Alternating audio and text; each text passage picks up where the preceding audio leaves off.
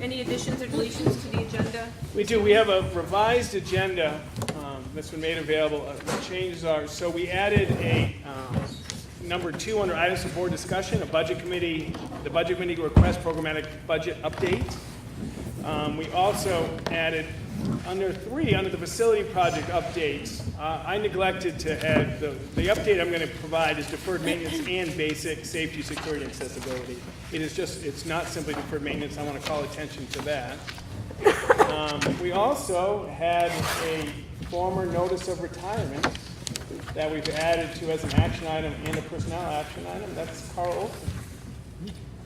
And I added a date, a very, very important date in the Hopkinton School Board, January 30, Shepherd's Pie all around at the Schlesser Center. It's an exciting day. So if you would just let me know if it's in your calendar, if we have a lot of obligations, and I'll recruit some of the wider table people to come and help us, i.e. host for host. But it's exciting to have Shepherd's Pie. My name's not on there. I should leave. We'll make sure we do a firm poll on who's available Tonight. And I can recruit some volunteers. that day, because I will be sunning myself in Playa del Carmen, sorry. And I won't be there either. I'm going to be in New Orleans that day. So we'll make sure we have enough. That's okay. I can recruit volunteers. I'm looking forward to I'll eat the shepherd's pie for you. There we That'd be go. great. You can save us a slice. Sounds good. Any correspondence this evening? None tonight. None tonight. And in the packet was a set of board meeting minutes held from the meeting held on December 20th, 2018. I'll take a motion to approve those minutes. So moved. Second. Any further discussion or comments? All in favor? Aye. Any opposed? Motion carries. At this point, we've reached the first opportunity for public comment this evening. If you would like to provide the board with some input, please feel free to step up to the microphone and give us your name. Just lean in and speak into the microphone clearly. We also have another chance after the majority of our meeting toward the end of it. Everybody all set and ready to roll? Comments from the Hopkinton School Board. Do not see our school reps here this evening, so Matt, I'll start down there with you. Just another quick thanks to the PTA, some local families, and the custodians for painting Harold Martin, the walls in Harold Martin. Yes, it was the custodians. There's a donation, an unnamed person, Yep. who we all know, but it's still unnamed, who donated 7 cans of paint, 7 gallons of paint. But the custodians did the work, so kudos to them. Good stuff. Great. Thank you to them. Thank you, Matt, for recognizing. Jim? I'm all set. Good. I just want to say thanks for the administrative reports that were sent out. That was really helpful. Thank you. Yeah, I concur with Viva on that. I especially enjoyed the content of a lot of the reports, and maybe it's because we're well into the school year, so there's a lot that's going on, a little reflection and a little bit of what's to come to know what's happening. I also want to thank the board members for the additional meetings in December, for really committing their time during the holidays and everything else to spend time on looking at the operating budget and looking at the facilities project. It is a commitment on the part of all of the board and our administrators to get through this part of the season. We still have some weeks to go when we head to the budget committee, but I just want to express my thanks and appreciation at this point to everybody who has really stepped up and spent some time really taking their responsibility on the board very professionally, and I appreciate that. Thank you. At this point, I'll turn it over to Steve for presentation and staff reports. Sure, we're going to provide just a little summary of our written reports and maybe with some tidbits. This was our tradition is the first report after at the beginning of the new year is submit an early submission of our annual reports to the board. We get some feedback and it gives us the time to reflect. So Amy and Bill do typically a joint elementary. If there's anything you want to supplement? Sure. Your written report. A number of years ago, we began doing a joint elementary report. It's even more important now because I think more than ever the elementary schools are pretty well unified in our approach, our philosophy, and our strategies. As far as Harold Martin School, as you probably know, this is I'm back to HMS. The last 2 years, Amy and I sort of shared the responsibility of Maple Street and Harold Martin School leadership. Amy is now, of course, the full-time, more than full-time principal of Maple Street School, and I'm back at Harold.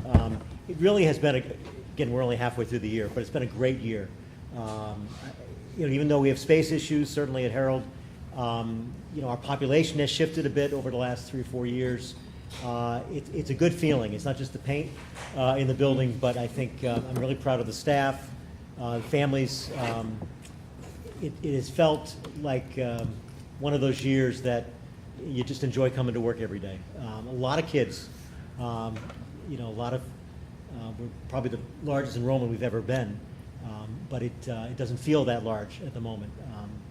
Certainly with space issues and enrollment issues, the staff has really sort of, you know, gotten together, and the attitude has been really good about that. So it's been great, and it's also been great working with Amy. I miss not working with her more closely, but it certainly has been still a great partnership between the two schools.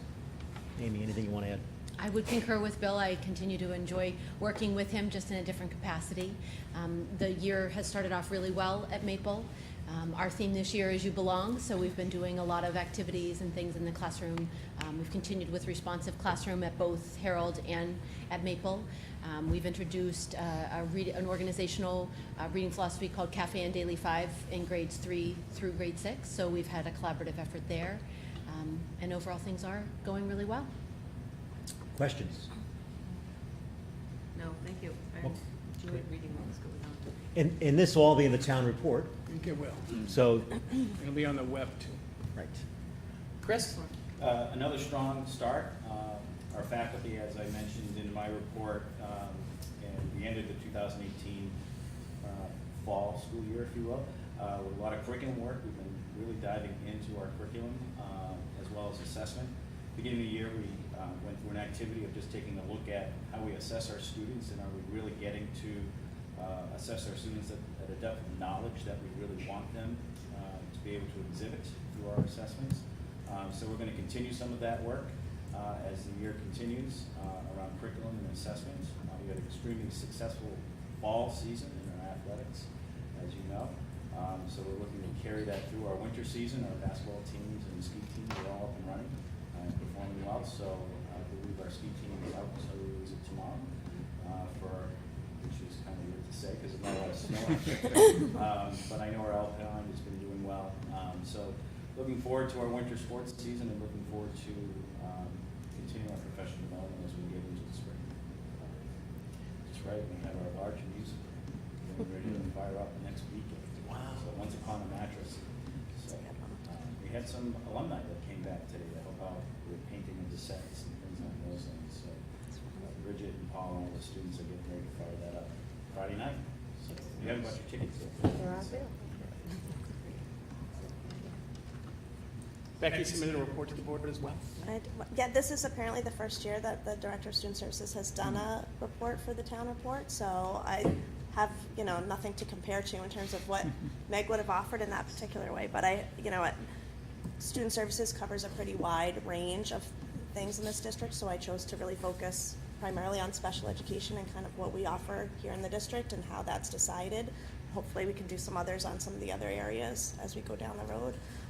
It's been a really good start to the school year, as always, and I think, recently we've had a lot of training for instructional assistants. We had a great PD day right before the break, working on trauma-sensitive practices and reflective practice with the IAs, which is not something they've had before, and we're just really fortunate, I think, to have the level of instructional assistance that we do. That's not very typical of most school districts, and the buy-in to those kinds of things. And as a special ed department, we'll be focusing the second half of the year on specially designed instruction, what that means, what it doesn't mean, what our practices are here, and how to make sure that we're really tailoring that to our specific population's needs going forward. So. Any questions from the board?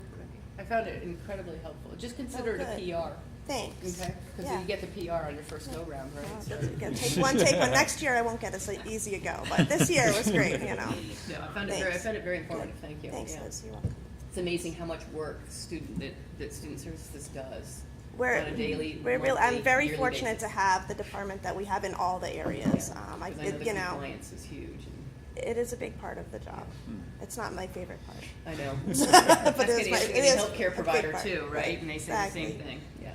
So thank you. You're Appreciate welcome. it. Matt, Michelle, is there anything you didn't do written reports, but anything tidbits you want to I just had two quick things for the board. One is that the state DOE is in the early stages of I guess the middle stages of defining a new computer science requirement for K-12 districts.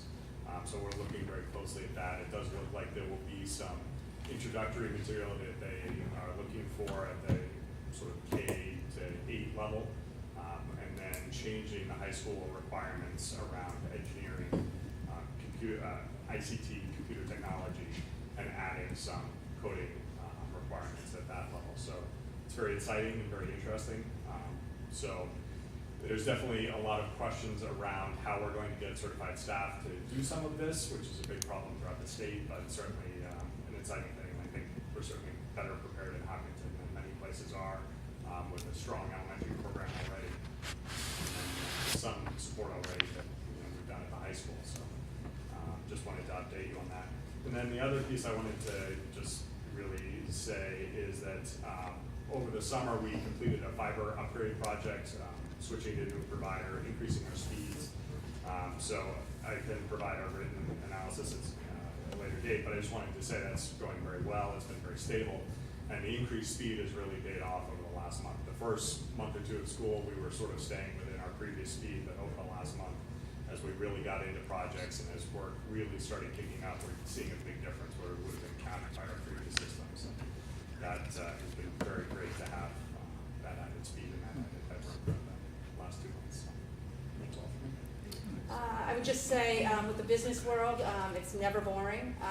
And so this year, on top of the usual items that we have to deal with on a regular basis, having the performance contract and the security grant has obviously put a lot of focus of my time, as well as the director of facilities, as well as Steve's time, which the board and community members that have been here as well throughout the process have been informed. We're just about done with the performance contract work.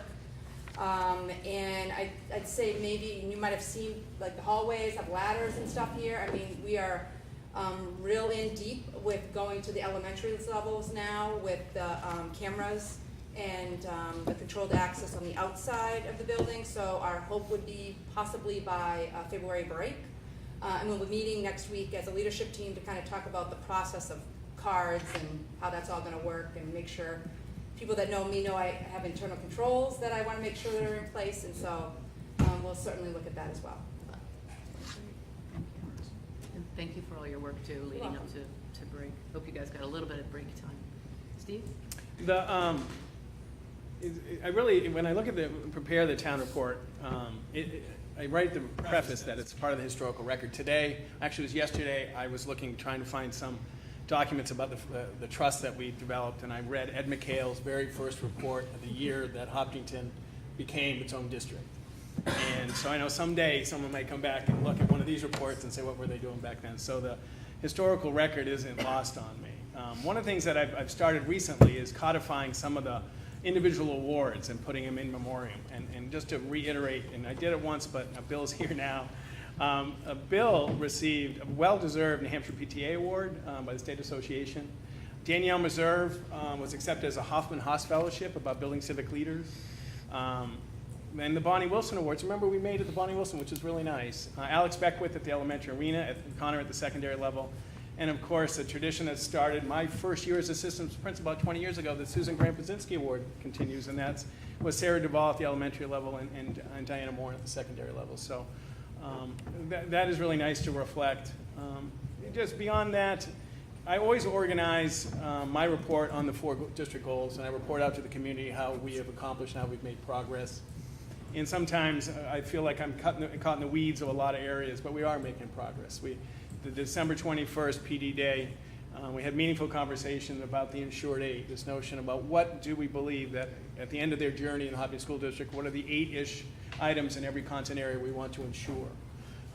This notion of insured learning is really important. I think it is a shift in the last 10, 15, 20 years of what we're doing, and to report out on that is really exciting. And beyond that, I'm very pleased about the progress we're making.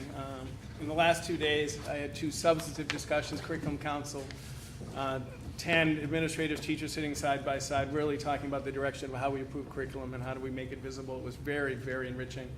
And today, we had a leadership team discussion. We brought in a couple of guests, and it had as about as substantive and meaningful and thoughtful discussion you can have about what's best for kids, I think you can have in a district. And to have that level of professional and thoughtfulness and reflection on our staff and our leadership team, it really is a privilege to work with these people and the teachers who come in and have honest, open hearts to take a look at what we're doing and making sure we're doing what's best for all kids. So some pretty gratifying moments the last couple of days as we enter into a very, very significant piece, the community-wide, of course, the budget that you're going to enter in the next few minutes. But it's been a good week. Questions for me, wonderful humans? No, thank you. My pleasure. Thank you. We'll move on to items for board discussion then, starting on the budget discussion. Sure, I'll just tee it up a little bit. So, coming around, and there's some for the community, I think we had the meeting the 18th, does that sound right? We had the last meeting. 20th. So there was a set of tiers, and they've been revised a little bit. So if you want to take one, these are the 3 separate tiers. Want to take one. And there's a couple of things that have to come together at tonight's meeting regarding the budget. And they're interconnected. So we have a piece about the contingency fund. And I actually look back. John Madden established a $50,000 general contingency fund years ago in the district for the unanticipated pieces. We revisited it, I think, 3 or 4 years ago, trying to look at, really, we've had so much variability in enrollment that instead of trying to look at a fixed number and reducing the budget for what may happen, is try and backfill or leverage. Should be 3 copies. My bad, I kept the file. And so, and as Dave said right before the meeting, and the board can certainly do the level of risk, because everything we do now is either going to impact something significantly or have the risk of impacting something. So the contingency fund right now is about $1 for dollar. So if you cut $150,000, there is the opportunity there, if all things happen, to pull. But that's conservative. You could reduce the budget by 200 and backfill it with 150, and that isn't exactly all risk management, but it's certainly better. So the risk management with contingency fund and the total general fund. And just to come back to, when we presented the general fund, there was a bottom number and a top number. The bottom number had $1 million worth of facility work. That was the 3 roofs and heat recovery unit above the gym that we think are high priority. So if this is why I think, and Jim was saying this yesterday morning, how interconnected the facility project is to the FY20 budget. And it's not precise but the deferred maintenance, basic safety and security impacts, unless you're just going to defer it further. But we've heard that from our in-house staff and where we are, the roofs and a unit above the gym are high priorities. But those weren't considered in the 6.35% operational increase, thinking that would go into some other financial mechanisms. So just ponder that. And then you have the maintenance trust. So contingency fund, operational budget, what are you going to do with capital improvement for facilities, and how does the maintenance trust impact that? Right now, there isn't in the operational component of this budget a capital improvement funding level. I presented when I did the CIP, remember the American Association of that about $1 million, and I certainly don't think, as Michelle said, there's many public institutions that can support fully funding a recommended from that kind of body.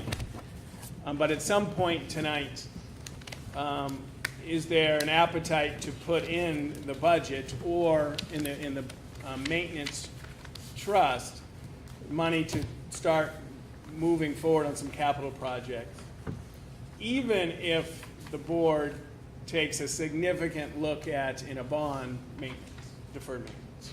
Okay, so it is important tonight that before this meeting is adjourned, we get an action item with the value, including all those components. You say, I'm sorry, including facility. Well, including a portion of the capital improvement piece. If there isn't an appetite for any bond, then we're either going to defer $1 million worth of roof work and a heat recovery unit, which we and our vendors say is a priority, you're gonna bond it or defer it. So in your first presentation, you gave us one scenario which had basically the CIP included in the budget. And then there was sort of the variation with that Correct. caveat, with a caveat, if you will, of it not being included if that was something that we would put into a facilities project or a portion of it putting into a facilities project. So Matt, I think what I'm hearing your question is we need to determine what portion, if any, of that would be included in an operating, in the operating budget, Yep. as opposed to a facilities project, or a combination or hybrid of both. Right. Yep. So I think that's what, so it's not to decide on the facilities piece necessarily, but as part of whether we want to include that in part of the operating Makes sense. budget. Yep. Steve's first scenario where he included that $1.1 million Okay. originally a couple of weeks ago. Is that accurate? That Okay, is. all right. Just But, so I understand. but it. where I'm coming from, and we've talked about this, is the district's in right now, that if you put it in operational budget, that is very much of a significant burden on the people who live in this town right now.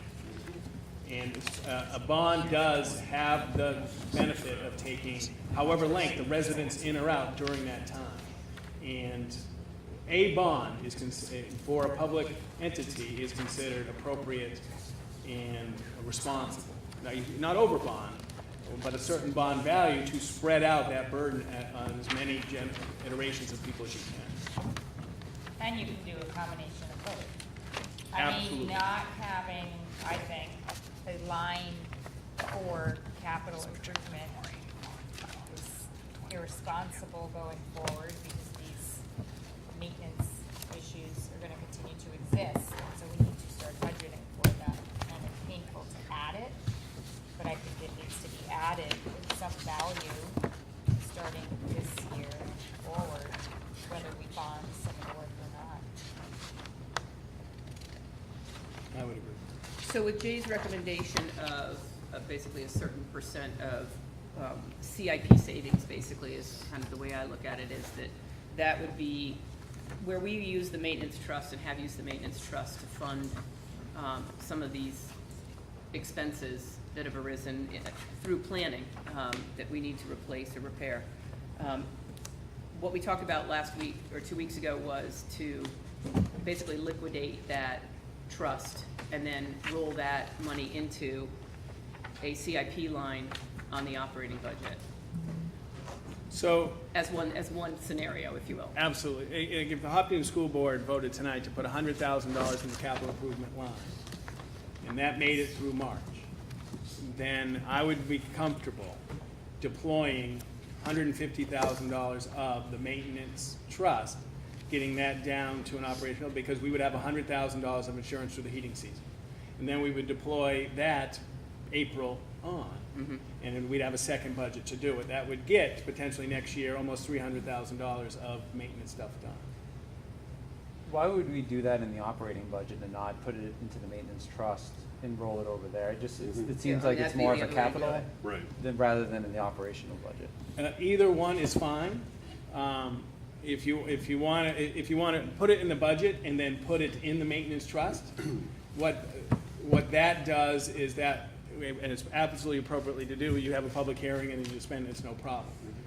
Or you could put it in the line item of the budget under, Michelle showed me, 20, 43 to 4,900 section where there's $1 right now.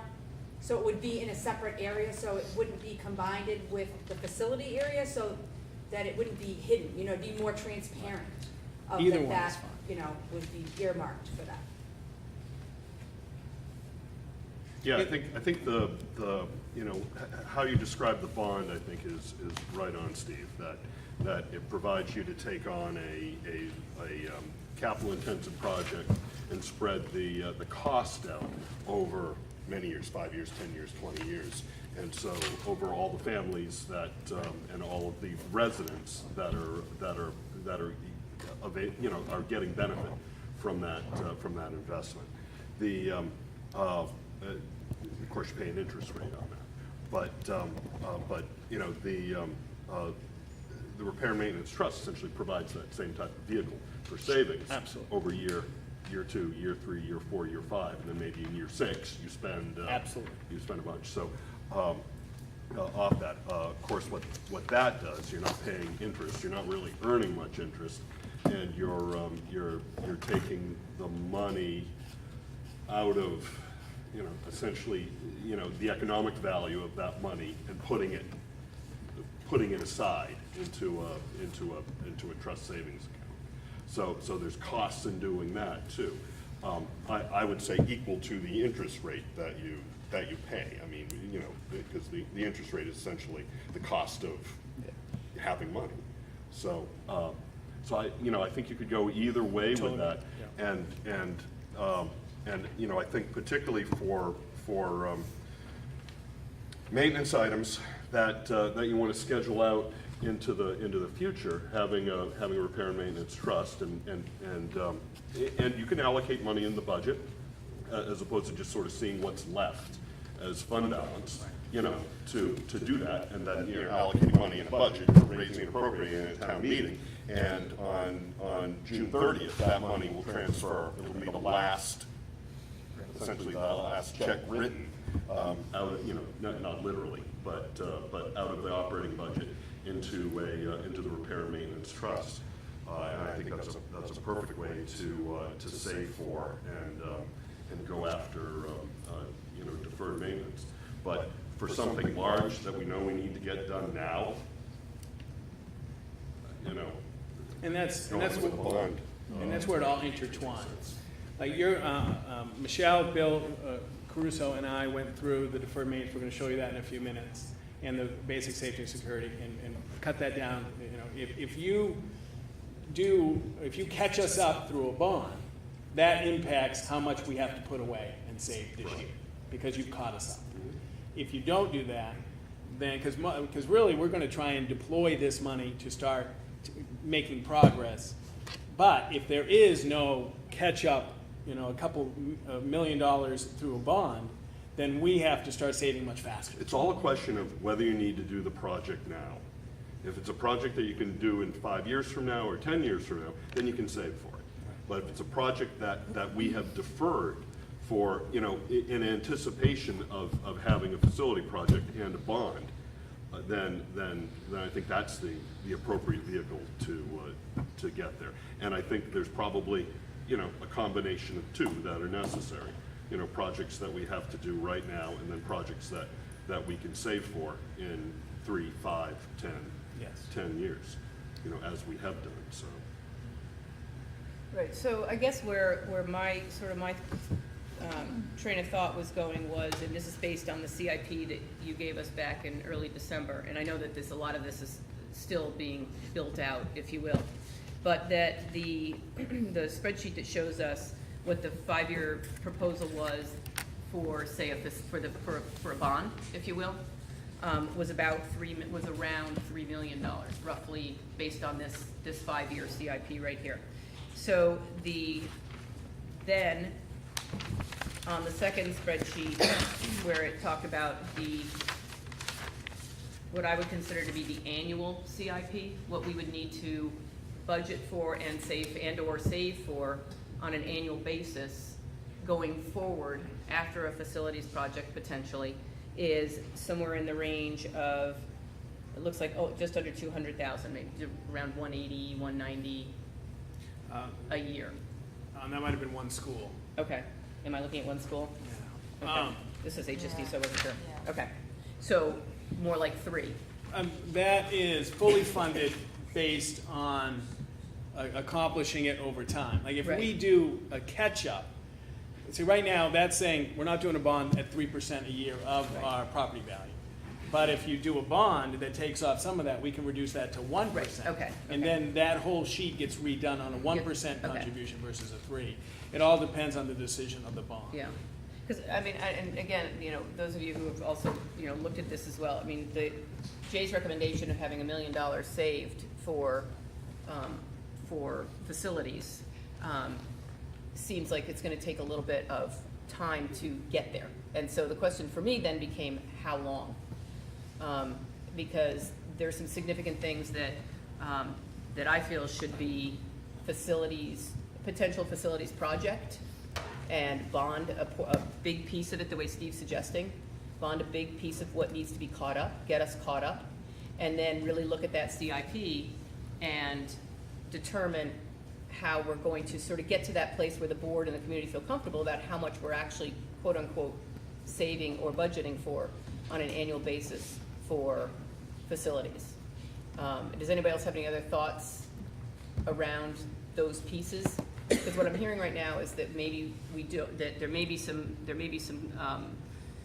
traction for not including the $1 million in the operating, in Steve's scenario, the original scenario of having $1 million in the budget, and there being a catch-up on deferred maintenance in a potential facilities project to get us to a point where we are starting at a place where we can budget and potentially build up and save for future CIP expenses over the next 5 years. And then it rolls out every year with another year as it gets built out. So you see 5 years down the road what it's gonna be, what's being projected as needing for those years.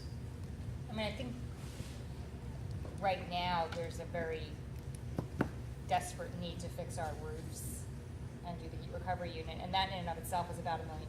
So I think that has to be a bonded, just those two in and of itself need to be bonded as a catch-up, because we can't wait to budget for those. But Can't save fast. We can't, Yeah. yeah, it's just, we can't wait 5 more years to fix the roofs. I mean, so I think we have to have a combination. I think we have to have a line item for capital improvement. I think it is a heavy burden to say, let's put $1 million in one fell swoop. I think we do need to break that out over time and build it up. I think the question is how much right And now. how quickly. And how quickly. So if the consensus of the board is to, and I'm not making assumptions at all, I'm just asking the what if. If the consensus is to do a catch-up in a bond, if you will, then for the operating budget, would there be anything budgeted for facilities other than our regular, ongoing facility expense? Or not, or will we catch up through what you had budgeted for that budget? It would be $100,000. Okay, that would need to be included as part of that. So, I don't know, I mean, it depends on how much we bond and what we put into that bond, and I did some work over the break, with the maintenance trust and with, bonding, and so, I mean, I would up it from 100,000. It all depends on what we want to fund, and so some of it is, if we just want to do roofs, are $1 million, and if we take the Harriman dollars, there's a whole lot of other work that we have to parse out, and we're not going to catch up if we put $100,000 away. So I think it's a more detailed conversation, because I think we have to decide what actually we want to bond, what those projects are, and then we have to decide what are the next level of things we want to get done, and then be serious about what it's going to take to get there. And $100,000 is not going to get us there.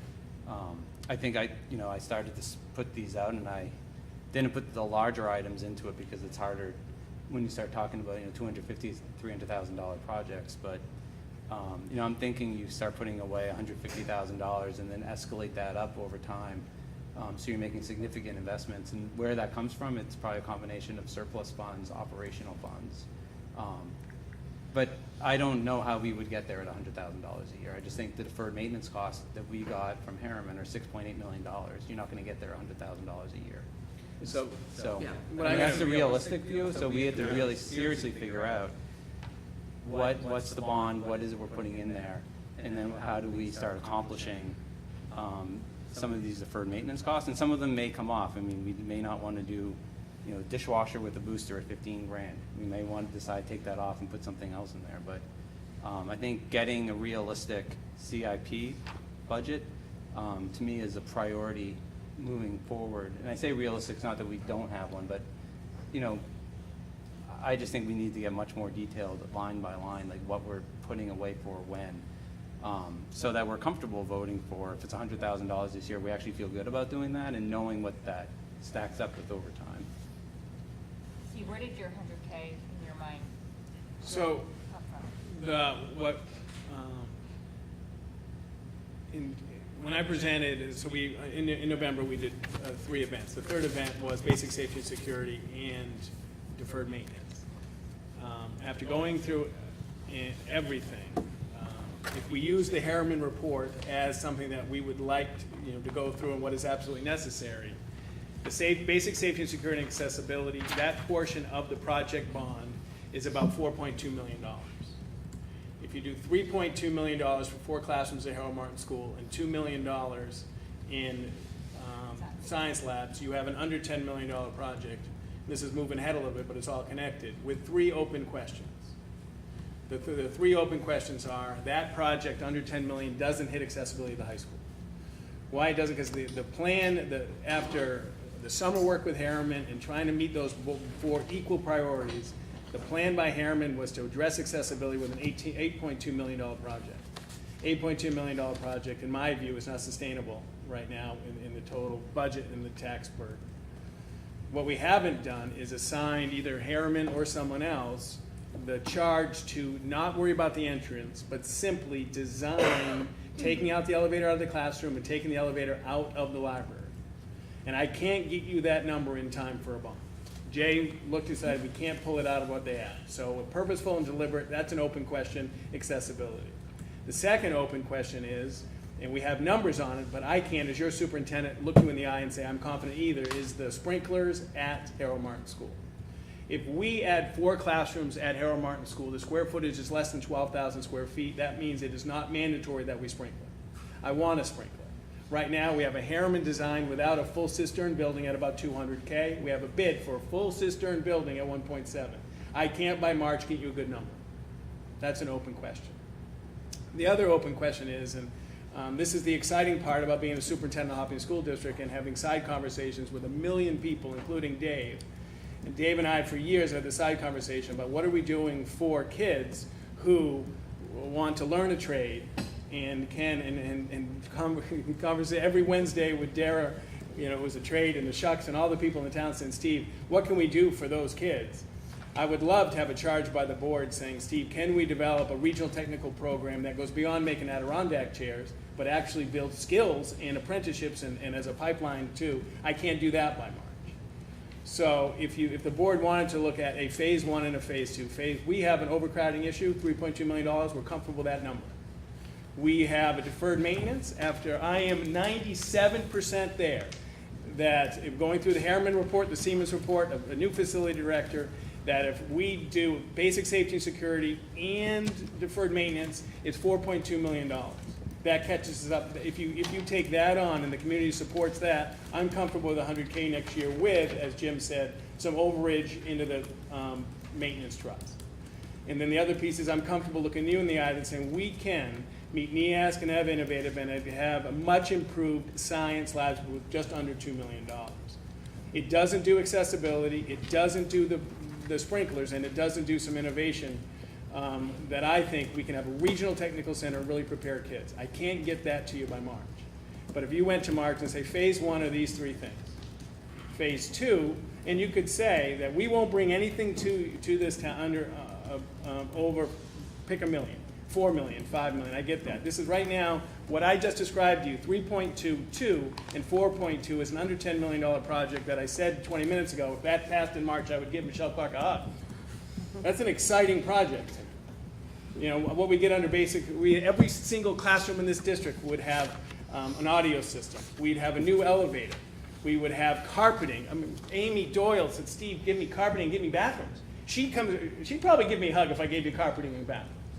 I'll give you one. Bill, we get a new entrant, we get a new office space. Finally, we get a new office space for that. So this is not a sad day. This is it is fiscally responsible and takes care of those things, but I can't give you the answers to the 3 others in time for March. So I don't want to stop. I want you to say, Steve, we got to have this place sprinklered. Can we get a design? Can we get a better number on that for March of 20? And Steve, I really would like you to work with Steve Rothenberg and do some surveys with kids and go visit Manchester Community College and go visit and see, can we develop a regional technical center so we can actually build trades and support Hopkinton business with Hopkinton kids and leverage public-private partnership. And the last one. Oh, accessibility. And we design specifically for accessibility. We actually get some of this, because what are the two things that, no one likes the office, but the two things that I have is a tough time living in that building for 10 years and looking Chris and Rebecca in the eyes saying, no, someone is not going to come out of that elevator in there, and we're not going to go in the library. But let's design specifically for that. Take all the handcuffs off, say, no, you don't have to build this with an entrance. How do we do it? And see what that number is, and stand behind that number. As Jay Burgess said, we don't have that number for Harriman. It's not Harriman's fault. We never told him to do it. Right. No, thank you, Steve, and thank you for sort of clarifying some of the questions that I think that this budget cycle in itself is not going to necessarily be able to definitively answer. But I think to swing it back to our original conversation about maintenance in the operating budget, which is where I want to just land to where people are comfortable. And that is that, again, from my perspective, I'm in favor of putting a bond together that does catch us up on the deferred maintenance and gets us through to where we are through 2020, so that it would be included in that bond, and then building out, starting in 2020, to what that CIP or what that deferred maintenance allowance or repair and maintenance trust should look like for a district of our size, using the CIP as our guiding document, because a lot of work has been put into that already, and I think it's a great place for us to start having those conversations as to where we need to make sure that we are protecting our assets in a way that is going to preserve them. And I think that we will always be struggling with the questions of, are we going to grow, are we going to shrink, are we going to grow, are we going to shrink, are we going to stay the same? And I think that what we have right now for deferred maintenance, the majority of it is not necessarily impacted by those kinds of conversations. It's to get us to where we need to be at this point in time with our facilities, so that in the future it's not costing the district and the community more money by not taking care of it now. I don't see, and Jim, I agree with you, I don't see us being able to put that into an operating budget, looking at the numbers of what needs to be done based on again, without having Steve and Michelle Harriman really prioritize. I don't see us being able to find that space in an operating budget in the first year to be able to accommodate that. We wouldn't do it. It would be unfair to saddle today's taxpayer with 10, 20 years worth of facility investment. So that's why you spread it out. So just reviewing the bidding here. What I'm hearing is a phase one bond of approximately $9.4 million, and it would cover 4.2 in deferred maintenance, 3.2 in Harold Martin classroom, and ancillary, work, and approximately $2 million in science labs at the middle high school. So that's $9.4 million, and that would be an FY20. Bringing it forward in March. Correct. Bringing it forward a year from March for an FY21 type of thing would be potentially a bond for accessibility. Yep. At the middle high school. Yep. Potentially to also include sprinklers at and whatever else is needed for that for Harold Martin. Yep. And then renovations in educational space for an RTC/trades based curriculum. Correct. For that. And now Jim has also taken a look at the deferred maintenance that would not be part of a bond, but would be part of stuff that could be, looked out in a year 2, a year 3, a year 5, a year 10, that type of thing, and has a little bit of a different number than you have as far as saving. You're proposing $100K a year towards repair and maintenance. Jim's suggesting $150. I think there may be a happy medium here, particularly in the FY20 budget, where you may want to start with $150 on that, knowing that in FY21 you're actually going to have a bond payment that you need to budget for, and then in FY21, I mean, we don't need to figure out what our saving is all right out of the gun. We might be sitting here a year from now saying, you know what, 100 does it, Mr. Chamberlain. That's fine. and we're not bumping the rate, because, significantly, because we reduced our contribution to the repair and maintenance trust, but then we're taking on a bond payment too. So, and I think it sort of at least gets us off to what may be the right, the right start in savings for deferred maintenance. Yeah, I'm just not sure I'm not sure I agree with the two-phase bonding approach. I think if we bonded this year $9 million or $10 million, whatever the number is, I would have trouble thinking we'll go back to the community in another year to go forward with another multi-million-dollar bond. I think that's a big challenge. And I think trying to separate a project into two separate bonds over 2 years is, I'm not sure that's a realistic option. This is the first time I'm hearing it. It's not sitting well with me sitting here. What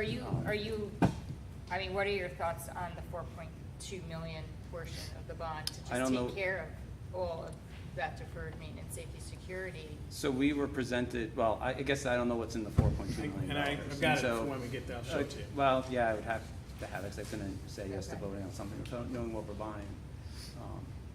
Are we voting on this today? On the No, bond? no, you're doing budget. It's No, budget. just operating.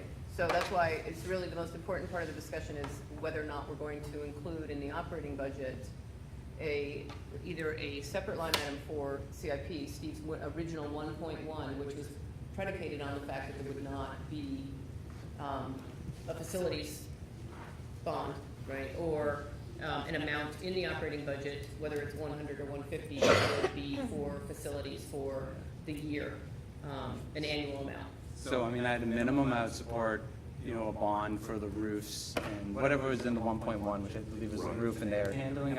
At a minimum, I could support a bond for that. I think More we're, importantly, you support it not being in the operating. That's budget. correct. Yes. I don't know, Matt, we haven't heard from you, but the feeling I'm getting is that we're in agreement, we shouldn't have a $1.1 million line item Correct. in this year's budget. We need to bond Great. and then put a lower value, somewhere between 100, 150 in its place.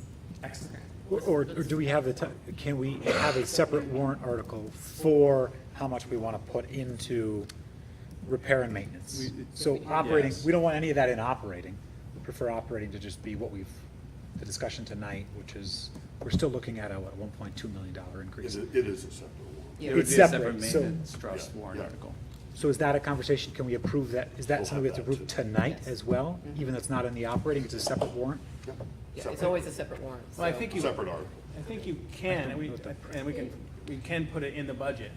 Yeah, it just sounds like I think people are, I'm taking it that some people feel more comfortable if it's a separate article and not part of the budget. It goes through the Yes. repair and maintenance trust. And I'm Yes. struggling with why not put it in the budget, because like you said, it's dedicated, very transparent line item. But you can put it in the Put it- budget and then transfer it Right, to the maintenance. so, I also think it's very transparent in the maintenance trust, because you can spell out your CIP, people can look at it over the years, what's in there, and it's outside of your operating budget, and it's a separate warrant. And then you can list what you're actually allocating the dollars to Yeah. in a maintenance trust account. philosophically, I'd like to see it as a line item in the budget, because we're trying to make that shift and change, that it's now part of our planning. And if it's part of our planning, then why is it in the budget? And I would just argue part of your planning is a CIP, which could be in a maintenance trust, and it's still part of what we're all asking people to pay as part of our plan. It's just not in the operating year-to-year expenditure. It goes into something that's a bit long-term, that's all. With a separate And if it's in the maintenance trust, it relieves the pressure that you have to spend it that year. Yeah, and we do actually have it in the, it's not in the budget, but it's on, no, it's not the dollar, it's the, it's the transfers, the Transfer. budget Oh, okay. transfers. Okay. So, That's correct. so it's there, it's just not raised and appropriated. And I think It's basically taken out of end of the year. Right. And I don't- and that was- yeah, the And I surplus. don't want it, and that's what I don't want to do. You don't want to So take if it you don't out. want to take it out of surplus, then you Right, I have don't to want to take appropriate it it in the all, budget. right, because, as you know, since last April, I've expressed my concern about the consistent rise in dependence on the unreserved fund balance and causing to freeze the budget every year to get there. So, and Michelle and I talked about this, frequently, that if we take the 50,000 out for food service, then that's on top of the, our 460,000 or something like that we're gonna meet. So, I mean, you can do that, but that means we are just squeezing. Then you need the a revenue. separate line item. Right. And then for you the- can for the- For transfer- the 100, you can still transfer it to transfer it the in on the repair front. maintenance trust. You're But just it- not raising it through surplus lines, Sure. you're having it dedicated. And that's one of the pieces. I like the flexibility that you can keep it, though we want to deploy this money. But one of the big things in the unreserved fund balance, for example, is tuition. Right, in the last 5 years, we've hired 30 teachers with less than 5 years' experience. I can tell you that they're jumping into college courses more so than the other end of the spectrum, which means that pushes more pressure on unreserved fund balance. Does that make sense? Yep. And you definitely can do a hybrid, so you can do, which I think was kind of what I thought I heard Jim talk about too, which is, say the warrant article is $150,000 to go into it, and transfer up to, let's just say $75,000 from undesignated fund balance as of June 30th of 2019. I'm just trying to be cognizant No, of no, the I fund appreciate balance. that, I just, Okay, so, So what do Let's you get have, back on back to task. budget. What do you have in the budget for, that would ultimately be used for repair and maintenance trust? So, right now, we have a $40,000 and $600, going back to the performance contract. We said we were gonna take the payment out of our usual contribution into performance contract, right? So, and that payment is about $40,600. So, right now, I'm comfortable with $40,600 out of fund balance. And that gets transferred into the maintenance trust, and then we pay that bill out of the maintenance trust. And then, so I would say, that is a wash. So if you want $50,000 more out of fund balance, you can, but then I would say 100 in the budget. That'll give you 140 total. Yeah, and I guess, I think in concept it sounds fine, then it just gets down to what are we spending the 140 plus any other balance in the maintenance trust. It gets down to what are we using those dollars to accomplish? I understand deferred maintenance, but what is it? I mean, and so it's one thing to put the dollars in, and it's another thing to know what we're allocating those dollars to. So I think some of it is getting more clarity on that part. Sure, and I will certainly be able to, if the bond is $100,000 for roofs and heat recovery unit, and that's the extent of it, then I go back to the Harriman report and Siemens will tell you next year what we're gonna spend 150 on. But I can do that any time, and I thought I did allocate, if the bond didn't go through, what would we do in the next 5 years? But if you do the 4.2 million, which is not just deferred maintenance, it is also accessibility, it is basic safety and security. So I don't want to shortchange that component of it. But once you tell me that, how much we're going to catch up, then I'm happy to put together exact payment schedule of $150,000 with Bill and Michelle. I mean, the problem is if we don't just put forward to do that catch up with the 4.2, we're stuck in that position of 150K is never gonna get us to where we need to be to take care of the stuff that needs to be taken care of. It's gonna take us 10, 20 years to do it. I get it, but when I look at the Harriman report, and even this for safety, it's all equal. I mean, it's all based upon, it's not all equal in dollar amounts, but it's all equal in timeline. You put some thought into the CIP and spreading it out, but when you look at the Harriman report, it's all, I mean, it's things like, physical barriers to doorways, which doesn't necessarily have to happen in 2020. It may be something we plan for in 2024, but what is the allocation of dollars over time to get that done? That's what I'm not seeing. I know we have, $228,000 in the account now, so what if we add another 100 to it? Should we be spending more than 100,000 a year in order to start making some of the, making decisions on what should come first in 2020, what should come in 2021? So I guess I would just like to see more work on it before I say, yeah, we should put 150 or 130 or 120, because it's what are we buying with that? What's the time period to get it done? well, if we do the transfer to the repair and maintenance, the movement to the repair and maintenance trust though, because that's a separate warrant article, we can still move forward and get the operating budget tightened up to Yeah. where everybody's comfortable. Because we can make that decision, that's a separate action item, so we can make that decision. The repair and maintenance trust, does that have to be done tonight? The number. The number, okay, so we do have to make that decision tonight. But I mean, I would rather move forward with the operating budget overall right now. We've got a lot of things to sort of percolate on for a little bit, move forward on the operating budget, because I think we've got some more conversation and discussion that needs to happen around that. And then come down to a place where we can sort of wrap up what we are thinking and, and really put something on the table that we can all I agree with that, Liz, support.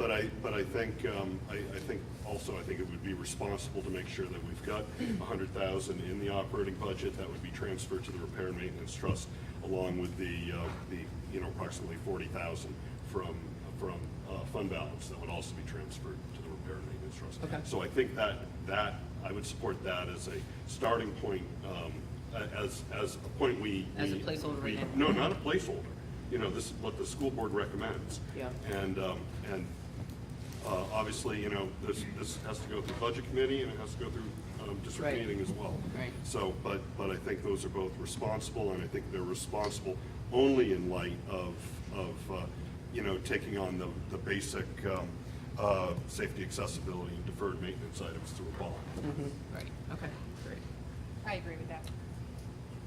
excellent. I can agree to it in concept, but I don't know what the rest of the operating budget looks like, so it's hard to say I would allocate that without knowing how that impacts the bottom line of what an operation budget would look like. So if that's our top priority and we want to start there, that's fine, but I just think if we're going to get to where I would like to be in terms of a rate increase, then other things are going to have to really drop off to get to a $100,000 new allocation. So is Right, the so let's- 100 is in the operating budget right now? It is not. It is not. It is not. Not in the version that had nothing in it. So right now, from the spreadsheet, hands out the big one, we just subtracted 1.1 million, and we added 100,000 to the operating budget.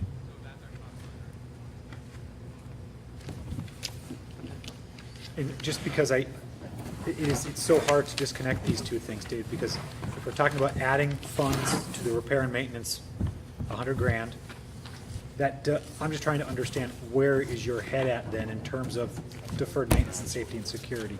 Because I don't want to throw $4.2 million into a bond and then another $100,000 into an operating budget.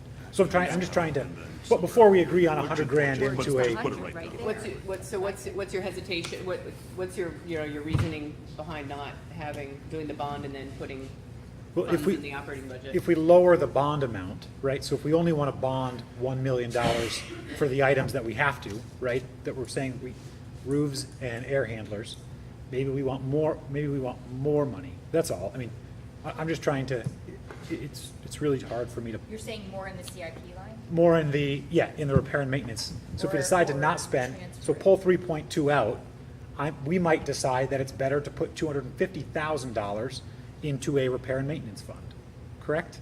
Because it might actually, I tend to believe that lowering our overall bond amount and increasing annually what we're gonna put into a repair and maintenance trust fund gives us more flexibility. We are not bound for 20 years to a plan that we've been looking at for 6 or 7 years. But still, if my math is correct, if we lower that to 1.1, that gives us about $220,000 to $250,000 a year. That would be equal in terms of the tax impact. It gives us about $250,000 a year to spend on repair and maintenance The funds. problem is though, is those items, and maybe I don't know all the, I have to look through the whole sheet again, but we'd be delaying it again, taking care of all the deferred maintenance items. You would take care of some of them, but we would be able to annually, this is where, You could annually, but it will take you years to take care of what we just identified. it's true, it would give you $250,000 every year to prioritize what is important this year to take care of in our facilities, which feels like a better bet than saying, I know today what my facilities are gonna need for the next 20 years. Well, I think the difference is that the identified items are not what we need in the future. They're all items that we need, we've identified that because we didn't take care of them in the past, now we need repair. So, in the way the CIP really should be the planning mechanism you're talking about, because things are gonna continually come up, and we don't know what we need 10 to 20 years from now. But, the 4.2 is all stuff that we know already, unfortunately, because it was deferred, needs to be fixed.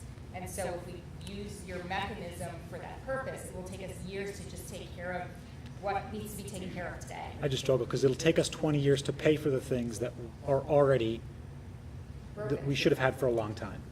I mean, it's painful, right? Yes. I agree. So I think that what I also heard you ask, so Matt, when you were asking Dave, and I think he was in there, in a side conversation, was the idea of bonding some of these repairs spreads the ownership of those costs out over a longer period of time when people move in and out of town, spreads it out for the community members, as opposed to asking everybody who lives in town and pays taxes in 2019 to fund it.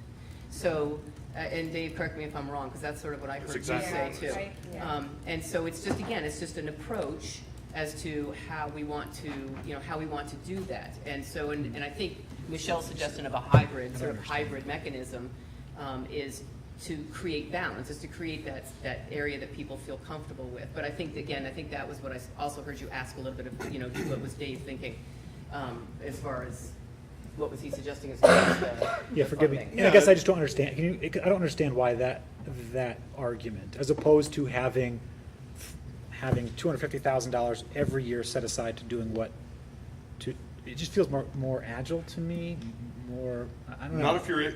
Not if you've got to wait 10 years to get to a point where you can take on any major item. So there's a couple of issues here. We've identified safety, accessibility, and deferred maintenance issues. So they're spelled out in the Harriman report. So particularly as it relates to safety, I think we've got a fiduciary responsibility to tackle these post haste without planning to address them 5 years or 10 years hence. So I think we've got to keep that in mind. Taking on, so that's the first thing. Second thing, as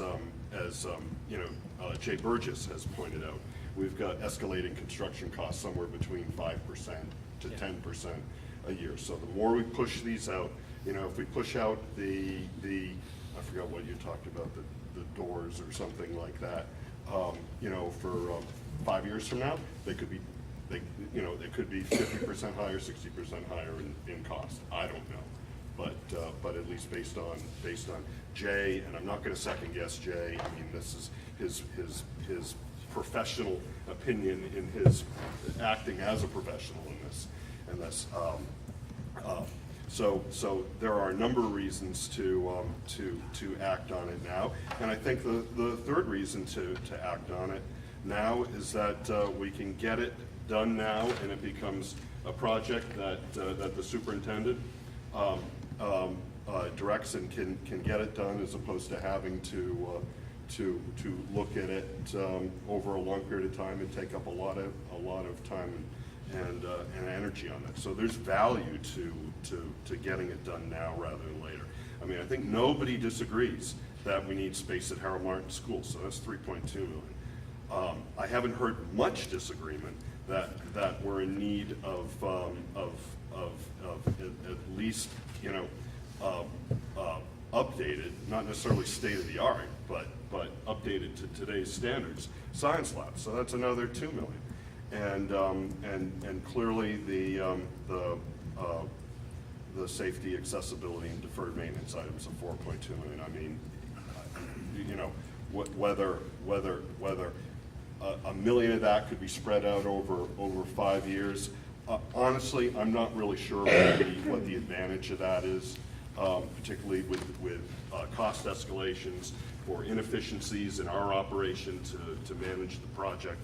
I think you get it done, and then you focus the superintendent's work on looking at next year with accessibility at the high school, educational and program changes to address the needs, not only here in Hopkinton, and we've heard from at least 2 people that own service organizations that are in jeopardy of being able to find people that are trained and capable and interested in performing these works. And this, of course, affects everybody in this community. And then, of course, what the chief has talked about in terms of safety at Harold, not having sprinkler system. So we're just not ready to pull the trip, obviously, not ready to address those items now. that's why I say I think we should move on this, and I think we should move on the, you know, putting 100, you know, in the operating budget that would be transferred to the repair and maintenance trust, along with $40,000 from the undesignated fund balance. And that would move forward on more of the a la carte items that could be addressed over time.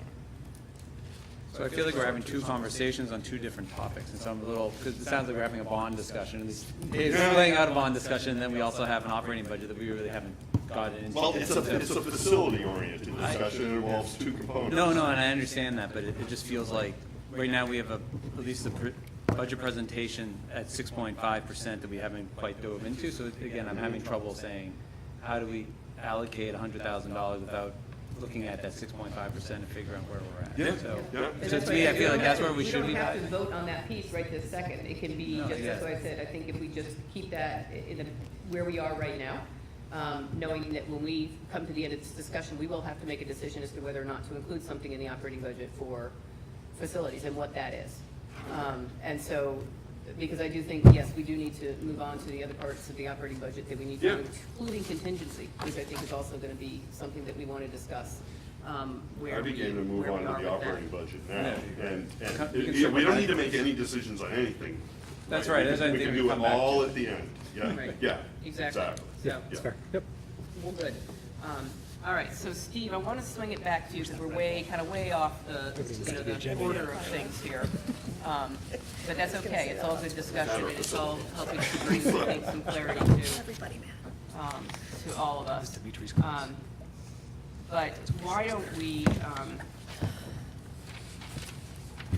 why don't we address the contingency fund, because you had some updates for us on that, correct? Just a very few. So, in the presentation made a couple weeks ago, in the tiers, I noticed some that you, again, to take care of the variability in some of our highly variable areas. So they are in an enrollment and basically admin retirement, that if you want to reduce them from the budget, realizing that it's some either dollar for dollar or two cuts, 50 cents on the dollar. That is our strategy that we've used in the most recent budgets. Last year, we had kindergarten in the contingency, and we did pull the trigger on kindergarten, and glad we did. We didn't use all the high school sections, for example. We didn't pull the trigger on all the high school sections because we didn't need those. So that's how we've mitigated some of the risk, but we haven't cut real things for what possibly might happen. Right now, in the budget, if all the enrollment projections come true, that's 4 kindergartens, 4 third grades, which means continuing 4 second grades, and additional sections of social studies, additional sections of some maths, additional sections of science and world language, and careers. Will everything pop?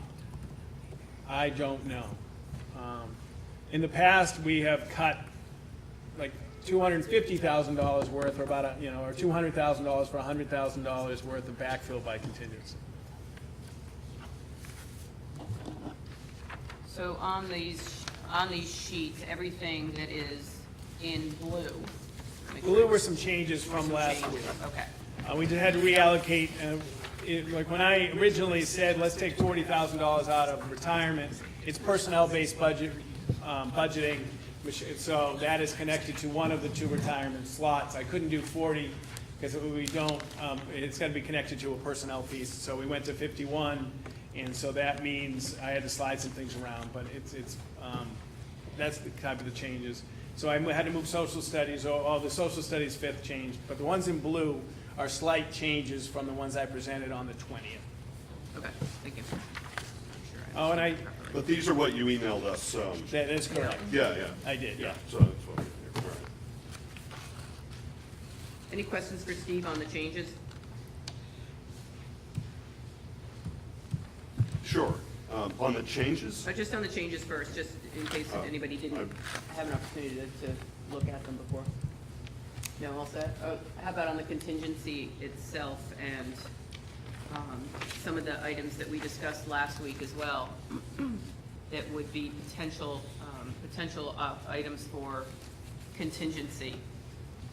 So I generally with the contingency, which I think is a good thing, I think we've shown that it's been a good way to work with items where we're not 100% sure if we need them because the money would then go back to the community. If we don't, there are actually a few more items I'd be in favor of moving to contingency if we want to reduce that budget, mostly related to personnel that weren't identified. So I'd be in favor of seeing the contingency even go up a little more.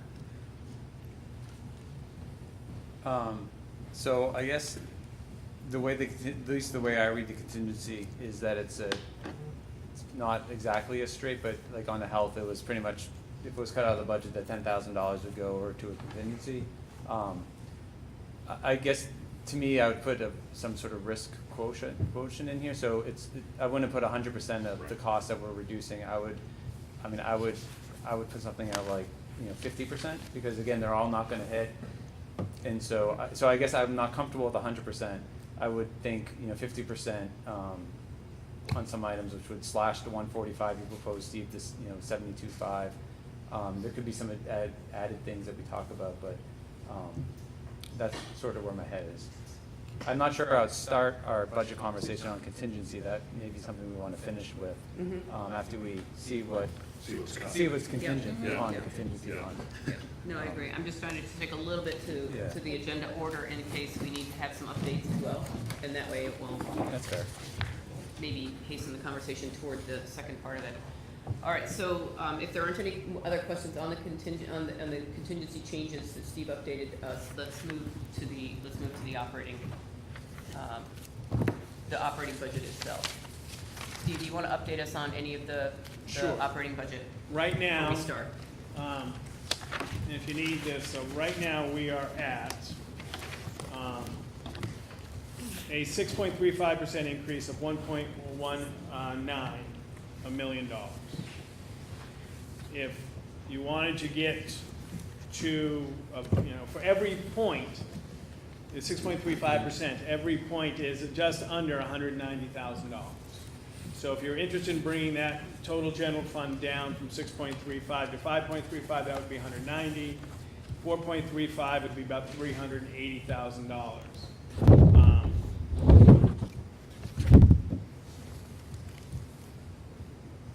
And just a reminder, 16 cents on the tax rate. Right now on the tax rate, we're I think $1. I've got it somewhere. Oh, it's right here. The tax rate increase right now is $1.78. So those are your big numbers. Steve, on the, on what you'd sent over with tier 0 reductions to the superintendent's budget. Yes. Are those already reflected in the budget spreadsheet? Nothing has been removed. I'm sorry, what, did I say tier 0? Tier 0 is, Yeah. sorry, I apologize. That's Yes. at the Tier 6.3. 0 is out. So tier 0 is the 6.35? Yes. Gotcha. Sorry about that, David. Yeah, no, that's all right. Anybody else wish to start with some discussion about the tiers and what their thoughts are? Sorry. Yeah, I'm sorry. It's not on what you asked, but it's on something separate. I hate to take us back to the previous conversation, because I don't think I hate to do that too, but I don't think it will. So in the maintenance trust spreadsheet that you had provided with the CIP, there was a $40,000, it's like $40,000 for the performance contract payment. Correct. That was in the maintenance trust. And so I had a question on that, because to me, that doesn't feel like a maintenance trust. It's definitely an expense. It doesn't feel like a maintenance trust expense because it's a reoccurring expense we're gonna have over the next however many years. To me, that $40,000 feels more, it should be in the operation budget, as sort of, it's almost like a annual payment that we're making on it. So the annual payment is all in, so it's more than 40,000. So what we had said when we approved the performance contract is that we were gonna take the difference of, in last year's budget, or I should say at this time, which is now this year's budget that we're working with. We had lots of savings in electricity and different things that we had cut in the budget. So the difference from this year's budget amount to next year's budget amount for the performance contract bond is about $40,600. It's like $40,588 or something-ish like that. 589. Okay, Right okay. on. Pretty good. So, well, bless you. So, it's in as an expense, but it's also as a revenue. The $40,588 is coming out of the trust fund, because that's how we had talked about how we were gonna fund part of the performance contract. Now, the board can decide not to withdraw that $40,588 out of the trust fund, but it's already as an expense item in our budget. It's in your budget or in the It's trust? in the amount that Steve talked about earlier. It's in the It is- operational The whole budget. amount is. Okay, so you just took the $40,000 and put it As as a revenue revenue. into the maintenance trust. Right, I was taking it out because that's gonna be a revenue, and it's on the revenue sheet that we gave, Okay. a week or two ago, whenever that was So that passed out. reduced the tax rate for Um, taking it out. So that's why it shows on the maintenance trust document, is because we would be withdrawing it, because it was on our sheet as a revenue. Okay, so let me just repeat it back to you to make sure I get it. So it's in the maintenance trust as a $40,000 payment that's gonna go into the revenue of the operating budget. Correct, Okay. because the whole payment and budget expense is in the general fund. Yeah. And that was communicated transparently to the community on how we would handle that payment. And But we the also board can change confirmed anything. with the auditors to make sure that it's not that you just budget the amount of the payment that's coming out of taxpayers' dollars in the general fund, that it was the whole amount, and then you budget the revenue as the revenue, because it's kind of gross budgeting. I got you, okay. I think I've wrapped my head around it. Okay, so Um, now, all set with that part? Going back to the Other than my only, the tiers? so my only comment, then, yeah, going back to tiers, is so the $40,000, if we allocate $100,000, the $40,000 is still an expense with $100,000 of it allocated, so it's a $60,000. We already have said we're gonna spend 40 grand out of the maintenance trust. Is that correct? Well, the most recent thought was, out of this year's fund balance, we take $40,000 and put it into that account. But you also put $100,000 in this budget to put in there. Okay, so yes. I So think it would we're be both saying the same 100 thing. plus, it wouldn't be 60, it would still be 100. Okay. Okay, cool. Cool. All right, so I think I want to just give the board the opportunity to provide some input on their, their thoughts around tiers and, making potential, if any, changes to Steve's presented budget. Obviously, the ultimate goal is here, we have to come to agreement on a school board budget. Typically, it's based on the superintendent's budget, plus or minus some changes. So, at this point, I think that we've had a week or two to look at the tiers, to be able to understand what it would look like if we made any significant changes, or even less significant changes to the proposed budget. Would anybody like to provide any comment or discussion around that right now? I'd be happy to start it. And the comments I'll make are with an assumption for myself that we put forward a bond for facility, so we'd be asking the community for some funding there, and in that regard, then needing to look closely at making some cuts to the percentage budget. What I was thinking was most of tier one, as presented, would go, also with the assumption we do have a separate article for a contingency fund to fund if needed the items that are starred on the tier one sheet. That sheet, tier one in and of itself is 300,000. That would reduce us down percentage-wise increase.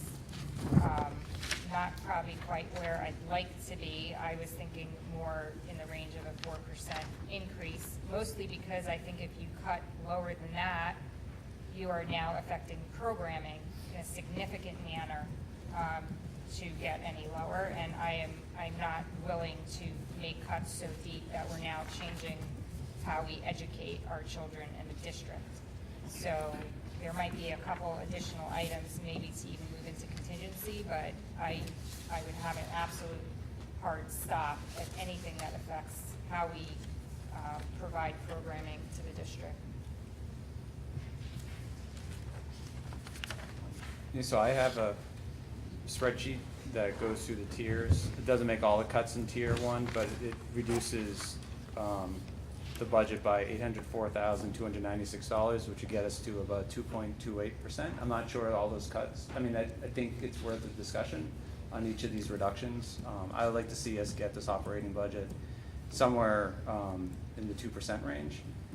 I think it's possible. There's choices we'd have to make, obviously, to get there. But I think I'm not comfortable presenting a budget that would be 4 or 5%. I think we have to work on.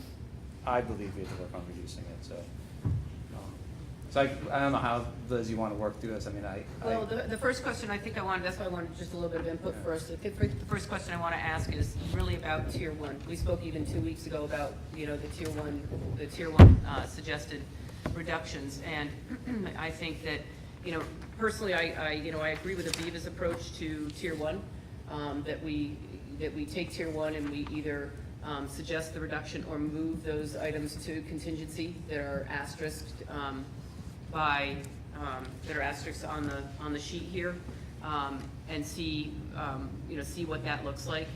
I know that's, again, we were saying that it's about $313,000 right there. I think that I look very closely at risk. When we start to look at risk, it gets down to 2 and then even down to 3. I think that becomes a little bit more challenging because we really have to look at what that risk means to not only the district, but also the personnel within the district and things like that. So, and safety. But I think if we all are in agreement and can agree at least on tier one, what direction to move, we can then move to what I consider to be tier two, where it's going to be a little bit more challenging, and we may have some differences in thoughts. So I don't agree with all the tier one cuts. I just look at something like cutting out JV sports as being something, one, we don't need to do, and there's other things in tiers 2 and 3. I guess it gets down to what are we trying to accomplish, because I think just mixing middle school sports and JV sports doesn't sound like a reasonable. It doesn't sound reasonable. But if he's now off of this. Seen that item actually, and I do agree with you on that, was moved to tier 2. The JV. So my recommendation is to go line by line through these. It's hard just to say we're going to eliminate tier 1. Okay. So if there isn't consensus, that's fine. We can do that, and everyone can provide any input on what their feelings are around them. So if we go through tier 1 line by line on the supplies, is there anyone that feels that should not be? Well, let me rephrase this. Does anybody feel that in tier 1 that those with a 1 rating should not be reduced? Those first 1, 2, 3, 4, 5. Just a question on number 5. Have we already deferred this replacement for any number of years? It would be the second year that it would be deferred. Those machines are still in pretty good shape. That's why it's on tier 1. Okay. So you're okay with it? Yeah, I think we can do that. So, and Liz, are you talking about eliminating them altogether or moving them to contingency? Reducing them all together. Okay. So yes, I Okay. am. So everyone's in agreement 1 through 5. They're comfortable with reducing those right off of tier 1. Okay. That will get us down, Jim, I think, faster down the list a little bit. How's That sounds great to Okay. me. Those that are on the rest of that first page, Why don't we hit the ones with the asterisks? I was going to say, those that have asterisks are the ones that have been suggested to move to contingency. Is there any discussion or comment around whether or not they should not be moved to contingency and kept, or reduced altogether? I'd say cut them, move them to contingency, and then when we get to contingency, we can discuss Hash it the out. risk I profile. agree. Can you just explain the food service one to me, just so I completely understand? Sure. The food service is all connected to the strain that we're putting on the unreserved fund balance. We don't budget money for the food service, we take it out of unreserved fund balance, and the more we rely on that to reduce the tax rate, the more strain there is to freeze the budget. So if we don't have enough money to cover that, then for the first time in 14 years for Michelle and 10 years for me, that we say the tax rate is going to be this, we don't meet that obligation. And that risk is that concern that our estimation and our work is no longer credible. Right, so every year we have a deficit in the food service area. And so it usually starts out higher and then it just gets cut to the dollar because we have to have a dollar in there because we have to be able to transfer in because we cannot have a deficit in the food service. We could have a surplus, which would be great, and then we wouldn't be having the conversation, but yeah. So it was trying to not have the pressure of a freeze every year, you know, because of the pressure of what happens with the budget. So the 49.9 is the projected deficit? No, just a piece of it. It was Just half half of of really it. this Okay. past year's. So you're just sort of guesstimating? Yeah. Well, we're just trying to make it not as least budget impact as possible, but making an effort to budget something other than a dollar. Has the audit flagged any non-compliance? The state always says that we should be covering the deficit. We do cover the deficit. Right, It's but just not that in we should be budget. doing it through the budget, yeah. Can you Yeah. just speak very, very briefly to how that deficit gets created? Is it us having to purchase X In food amount service? in anticipation and it's simply not purchased, or how does this happen? How does- Our expenses outweigh the revenue. Right. And So- one thing is, we asked Tracy to run a kitchen, she has no choice on salary and wages. Correct. And Oh, we, It's union driven.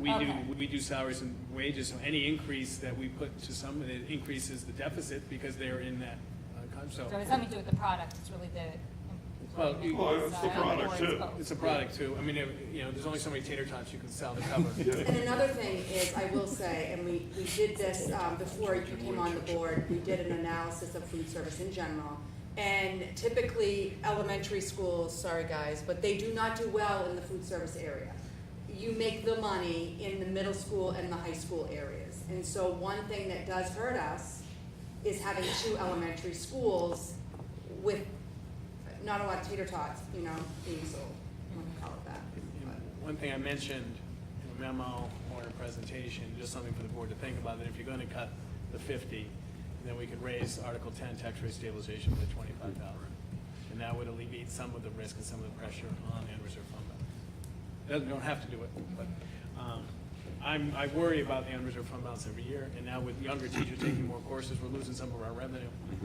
And if we have 3 teachers who, only, one of the ways is not taking retirement sometimes has helped us, but we've got 3 teachers in the queue.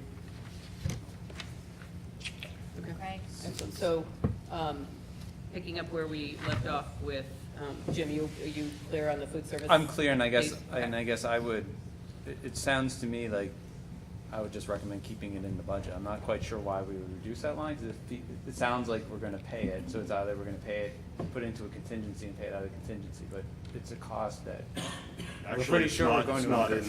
in- No, it's not. Not but- suggested to be in contingency. Yeah, it has the It is, asterisk. it is. Yeah, it is. No, I think just. No, it's not in I the, heard someone But say. just a put piece of it, in- right, not the whole Oh, thing. I see, yeah, on the- yeah. And just remind me, Michelle, I mean, in the current year we're in, FY '19, do we have it in the budget or not in the budget? We only have $1. All right, so it's only $1.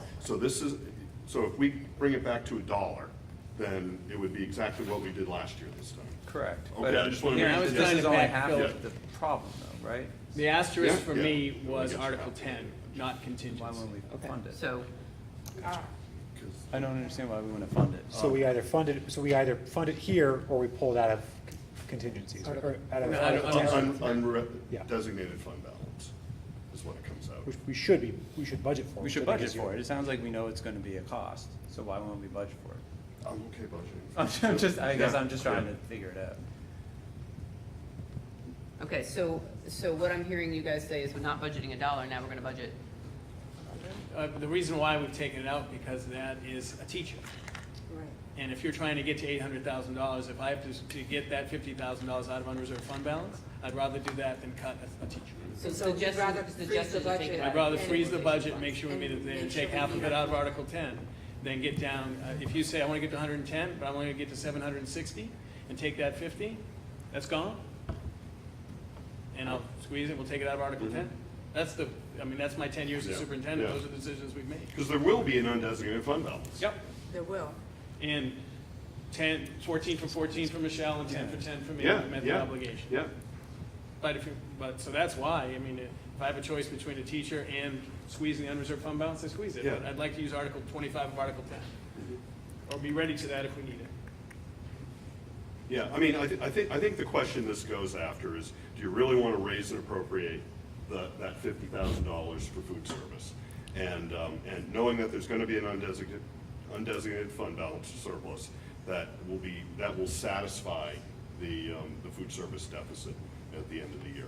So you can raise and appropriate for everything, they feel, and we'll have a lot bigger budget, and we'll have a lot higher undesignated fund balance. Yep. Is that about right? That's absolutely Yeah, right. so, But if you know you're gonna spend it, right, we know we're going to spend it, so why would we not just, it feels more Raise the transparent than just raise the, raise it and actually say we're gonna spend it. because contractually, there are things that you've got to put in the budget that we are pretty sure won't be spent, and these are things that end up as the undesignated fund balance surplus. And so if we, and those you contractually have to put in the budget. So, this we don't have to, and we know there'll be a surplus to cover it. But if you feel it's important to raise and appropriate, for that, then, I think that's an argument, but I think Steve's right, I'd rather raise and appropriate on a very transparent basis that we're gonna have, this teacher. And,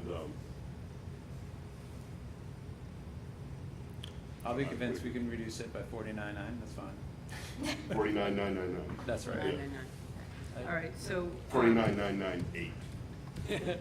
I got 9. You gotta leave the budget, you gotta leave the budget. There was 50 in there to start, right? Right. Oh, all right, there was already 50, all right, sorry. All right, so let's move to the next one. Let's just keep getting through, let's just get getting through the list. The 8th one, changes to salary and benefits. Again, that we're down into the little bit higher risk. This was one that was suggested to move to contingency. Right, 10,000 this was, but again, this goes to the fact that we've had plan changes, and if we strip everything out, and there is we had a retirement today. If that person goes from the current one to a more expensive one, where do we find the money? If we strip everything out, we know, wow, but it's okay. We can do it, it's fun. And I had $10,000 backfill here in the contingency. That was a 50 Any cents. questions on that as to the rationale for moving that to contingency, reducing it from the proposed budget? Matt? Good. Anything together? Okay. Nope. The 9th one, the change to social studies. Any objection to the recommendation to move it to contingency? Same with the science. Any comments on why we wouldn't want to move that to, and that has a risk of, a 2/3 based on Steve's recommendation. And then the 11th one, the admin retirement. Can I ask just a question on the science? Mhm.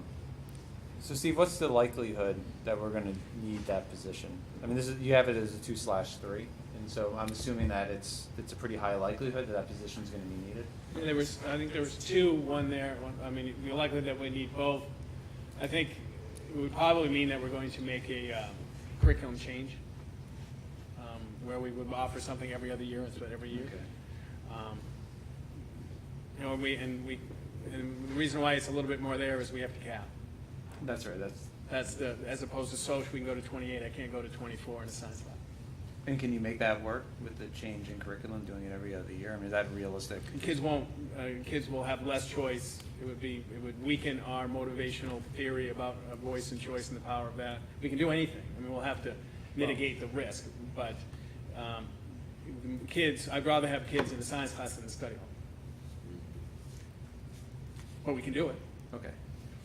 We can do anything. All right, now, the 11th one, the admin retirement, any objection to moving that to contingency as recommended by Steve? All right, how about second grade? Again, recommended to move to contingency, about This is half of it. that's half of it, thank you for that reminder.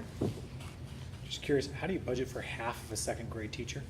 Like, what's the rationale as opposed to just putting it all together, right? I mean, It's risk mitigation. Put 50,000 in, I got 50,000 contingency. If I need it, I'm only taking 50 out of the contingency. If I don't have half of it in the budget, I gotta take the whole thing out of contingency, and the contingency's blown. So if admin retires, and the health insurance pops, and I lose second grade, that contingency's disappeared. But if I have half in the budget and second grade pops, I sleep a little bit better, and I have building administrators not knocking on the door and saying, Steve, what the heck are you doing? makes sense. Thank you. The English 10th, any objection to moving that to contingency as recommended? And the narrative here is that these are not current sections. That's correct. These are new proposed for the year. We are not cutting current programming, but it could potentially be impacting future programming. Just want to make sure like the narrative is. That is correct. that's the You narrative, are, right. That's helpful. based on increased enrollment of the 100 or so kids over the last couple of years, that we will either, if those kids, as projected, stay in high school, we can predict better, then in order to accommodate these kids, we will either increase class size, which we can do in English. We can run a 30 class size, 26 class size. Science, we can't. So science, you may have to do something, but English, you can just make the boat bigger. Okay. All right, now we've got a list of things that are not recommended to move to contingency by Steve. That's not to say that the board couldn't decide otherwise, or to put them back, or to leave them in the budget, or to eliminate them altogether. Are you going back to this number? Yeah, we did skip over 6, the legal fees for the district. Before that was not recommended to be put into contingency. It was recommended as a tier 1 cut. Are people comfortable with making that tier 1 cut? Is that a tier, probably, What Number were, 6. Number Yeah, six yeah, is yeah. tier 1. I guess what was our budget and what did we spend on legal fees? Like what's sort of our average? So we do a 3, so this is an additional component based on a projected project to change delivery of services and anticipating a legal fees connected to a significant change. I see. So our legal fees outside of this was a special project fund, something that Michelle and I've talked about. That without this, then if we take on that special project, then we either have to cut somewhere else, but we won't have the funds projected. When I talk with an attorneys about taking on a special project, Steve, you should allocate for this special project about 10 grand. So I would, if we do this, then I probably wouldn't take on the special project. Just fine. We don't have special projects, Steve. No special projects for me? And just out of curiosity, what are our budgeted legal fees, and then how much do we expend on an annual basis? We can get that I for can you. get right on. We don't really budget, we don't budget and spend that much at all in comparison Okay. with, like a. Well, it's separate from the town special ed community. legal fees. Yeah, it would be separate. The special ed fees that I ever cut, I went to a 3-year average. Yeah, Yeah, these are just. these are just a regular. And then the district fees, I usually sleep at the Holiday Inn overnight so I can be informed.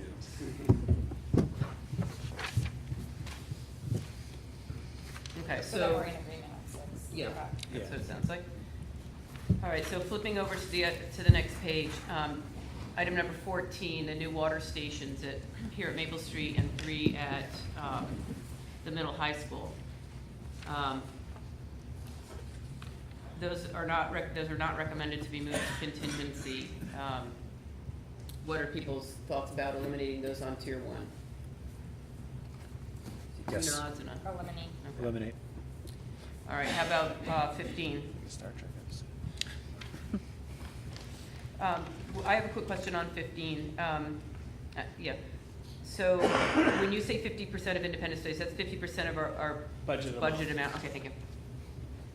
Not, So Well, I there'd guess still it be would be some correlation. flexibility for our elementary or district to utilize the independent study, but it would either, what happens is, so the board has given me authorization to approve any independent study within the budget. So if the 5,000, so if there was only within the budget a 5,000 spot, if it was more than 5,000, then the board has said, come to the board and ask them to exceed that line.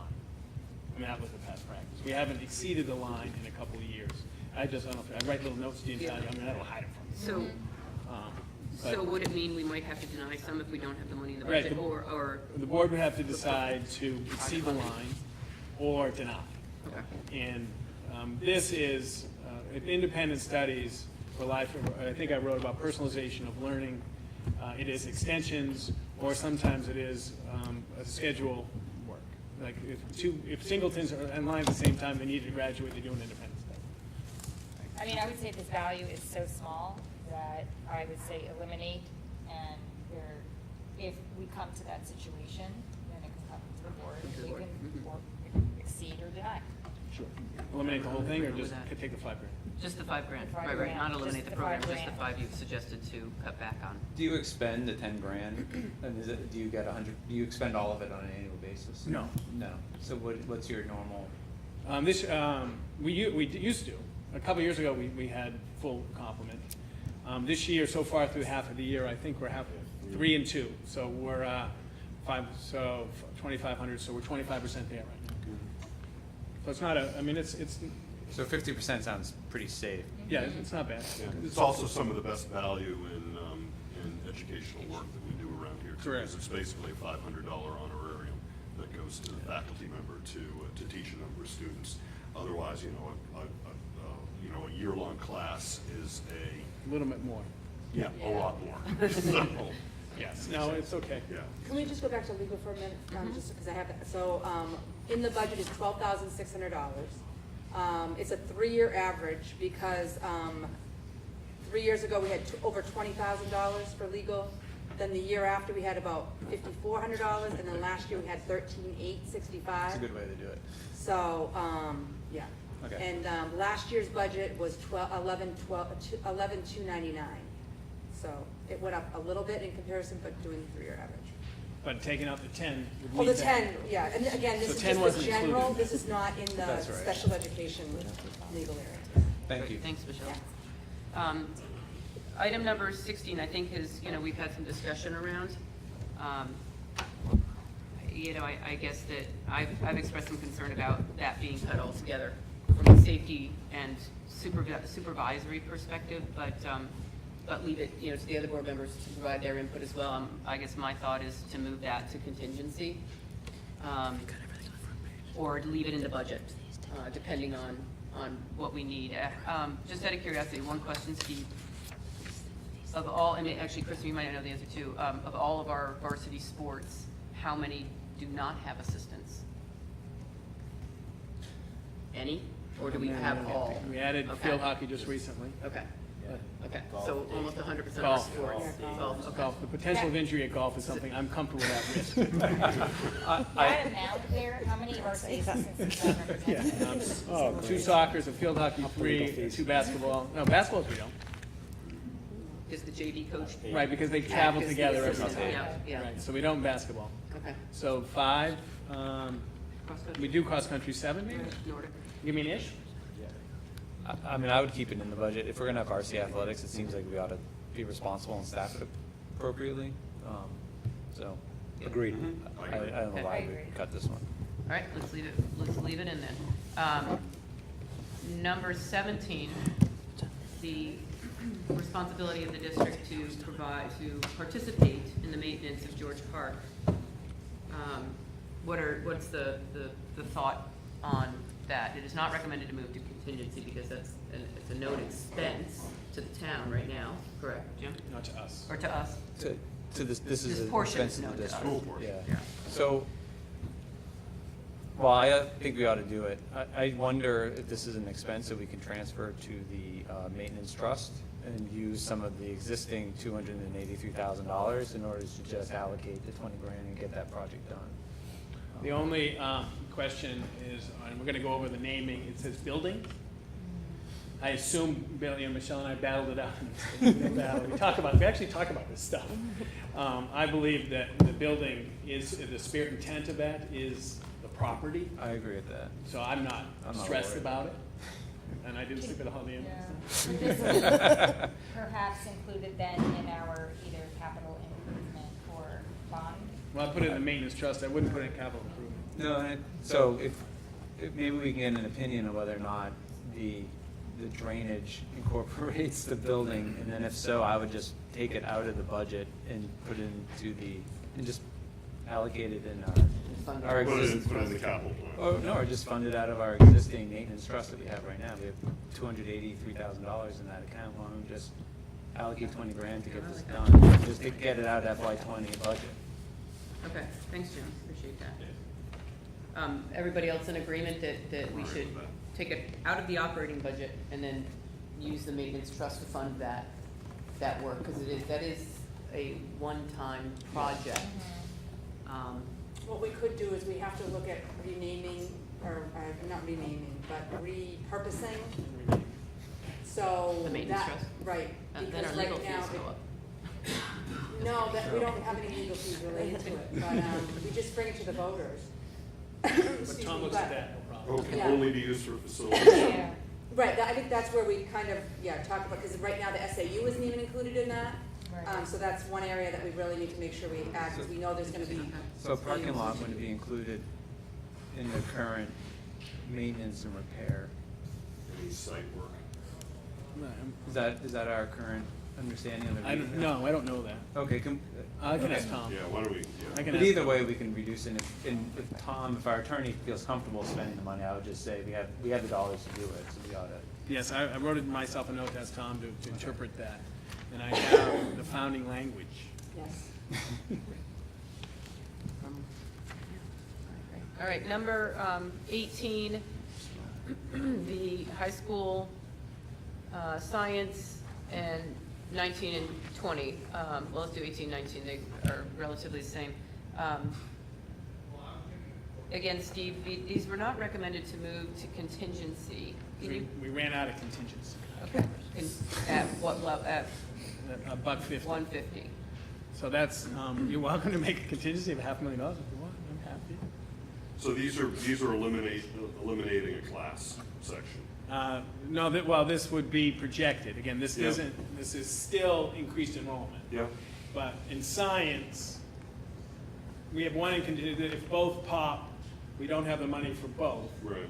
So we are alternating or eliminating a section. Unless we increase the requested amount for contingency. Right, and if, to and again, include if these. kindergarten doesn't pop, I'm happy. You know what I mean? I mean, this is, like, kindergarten is 4, if kindergarten stays at 3, then we can fund this stuff. You know what I'm saying? Because the science, I understand, is a numbers issue. Yeah. But on the social studies side, if we reduce that, and is there an increase in class size that potentially would happen if Yes. we kept it to what? Do you know what that would be? Yeah, I sent a memo, I did the Yeah, I memo missed the memo. with and without. Okay. I can get that, I don't have Okay. that stuff. I mean, I don't want to see these just cut. I think I'd like to see this maintained, and the way to maintain it is to increase contingency. I'd like to move these 3 blue items over. So you want to increase contingency behind $150? What if, Matt and Dave and Jim, any other comments on it, on those 3 blue items? So just a little bit of order of operations. So we have a March 9th school district meeting, school board budget committee gets presented, school board, and we get a vote of what it is. And right then, Chris and Rebecca have already started in looking at registrations, course requests. Bill and I have bothered Christine Ball incessantly about kindergarten and second grade. and we have 3 weeks to figure out base contracts. That's a kindergarten thing and a second grade thing, right? Kindergarten in March 10th is 42. Yeah, you don't know. Bill and I are happy guys. We have that. We're not going to spend that money. We don't know but we're not going to spend it. Then now, in the elementary world, because of enrollment, that could be a rift, right? If kindergarten goes and second grade doesn't come, and we don't get the retirements pulled, then we're looking at a rift. High school, we have more time because these are plus contracts. So we look at, and Chris meets with me and says, Steve, we got to do this, we got to do this, and then we allocate them as we need. And we have allocated a plus contract August. Now, but Rebecca needs to know ish for scheduling Bill. But she can build the schedule with it in. And then realize that after everything she's done, she's got 4 kids in a class in Steve Chamberlain Science 101. We're not running it. So when Rebecca, look, we're not going to run that. We're not spending it. And we won't run it, and we won't pay a plus contract until there's, typically the board says, Steve, 12 or more, don't worry about it. 10 or 11, Steve, let's have a conversation. I bring it to the board, and you guys decide if you want to run it. So that's the order of operations. We just don't know. If kindergarten goes to 70, we're going to have 4 kindergartens. I'm going to squeeze science. We're not going to have 80 kids in a kindergarten class over 22, and I mean, that's where everybody hates me. But those are decisions I have to make as your superintendent. We just don't know. So it's the amount of contingency you put in. Anything is up to choice. Any staffing is up to choice. Early is one of the difficult is if I have to call Bill and say second grade didn't pop, no retirements came through, kindergarten didn't pop, and we have to riff a teacher. But that's not really a budget thing, that's because we don't have the need. But that's an April 3rd board meeting discussion. And then what happens, and we've had this before, if we are at 52 on April 3rd, I'm going to tell you to give the contract, because I don't want to riff a good teacher, and I'll bet my salary that between March 9th and August 22nd, we're going to go to 65. So That's on tape. I mean, knowing all that though, why not have placed these 3 blue ones for contingency? Because we just ran out of contingency. I couldn't have it on 150. Okay. We decided We gave you a cutoff and Right. we met it, and so. Right, well, I actually, last year was 100, I stretched it to 150, realizing though, any staffing that you cut out of here, we're going to have a discussion with contingency, or where are we on second grade, where are we in 4th grade? I'm sorry, kindergarten. I mean, like you said, we may not need to raise the amount, we need to put a risk factor around each of these. But we could star these and have that discussion. Sure, I mean, we can also work with the information that we've got. We've got enrollment projections. I mean, I think, we're talking about renovating science labs. I'm comfortable leaving these Leaving them 3 in. items in. Okay. I am too right now, absolutely. How about Matt and Jim? My gut was to put these as well into contingency, and we just decide at what rate we want to fund them. If we throw $100,000 in salaries into contingency, and we want to fund it at 50%, we make a decision, based off of the need at that point. But enrollments are a guess, so it feels like that's what contingency is for. So my thought is to put all of the things in the blue box in contingency, just like the other slots in the front. I mean, one of my other reasonings for that as well is there are other things I'm not going to be willing to cut. So if I need to reduce, and I'd like to reduce, I think just putting them in contingency is a way to do that. But I do think, based on everything you've described and based on how we've projected enrollments and such, we probably will need these. Yeah, my thing is that we probably will, but we won't know for a while. So we've been great at managing contingency before, and I I don't know enough, I don't feel confident enough to put them into the operating budget, given how aggressive we're gonna have to be. So again, just my I thoughts. guess my suggestion at this point would be just to move them to the contingency discussion, Yeah. and then decide when we Decide go then. through that final list, once we have them all in front of us, what we're gonna do with them. Yep. Okay? All right, and the last one there, 21, the Dreambox early math program. I would not cut that. Yeah, hate to see I would it. agree with you, Jim. That, Seems I like think a- that's an important resource for our teachers. Yeah. Yeah, as a father whose daughter signs into that thing 4 nights a week, it's an incredible tool, so. Excellent. All right, so any other questions on tier 1? Can I ask for a 5-minute break? Yes. Fire break. You may. Is everyone in agreement that they would like just a couple-minute break to stand up and do a few yoga poses? Right. Jog in place? Thank you. Plug my Public laptop probably in wants to case I get up have and to stretch. stream anything, My stream's still on, just so everybody knows. Stream is still on, guys? The mics are pretty hot, too. just The mics are hot. I like it. Mics are hot. The mics are off. Mics aren't hot. We're gonna use one of our resource, Water belts? no, Water fillers. stations, yeah.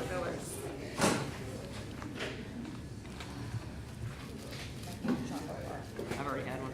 I love I told you, I already was an RX bar today. It's all right, we still have some, so it's okay. it. Yeah. I wanna get them at home. Great, I wouldn't that be love so it. great? I love them.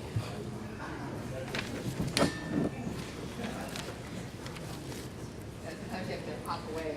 Yeah, that's all right. Just saying. These are great. That meters out what, number of bottles.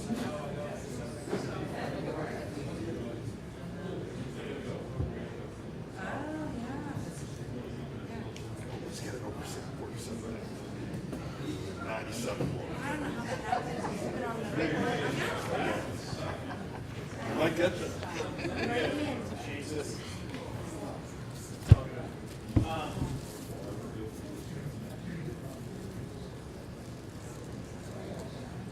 How is, Trent. So is he freshman? He is. Yeah. Yep. Yep. How's Love he it. like him? Seton Hall. Yeah, Love it. fantastic. Great.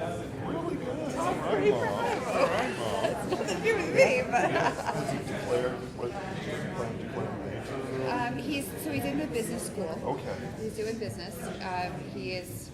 He joined the investment club Yeah, wow, wow. and he loves Yeah. that Yeah. a lot. Is he like all over like Bitcoin and Well, here's what's funny. So they Seton Hall gives the club $250,000 portfolio to invest with. Yeah. And so they learn the different strategies and how to put together and sort of research into your portfolio. And they all how to do presentations, getting their stocks very cool. into it or not. And they got the ticker tape that's going around Wow. at the top all the Wow. time, and it's their portfolio. Yeah.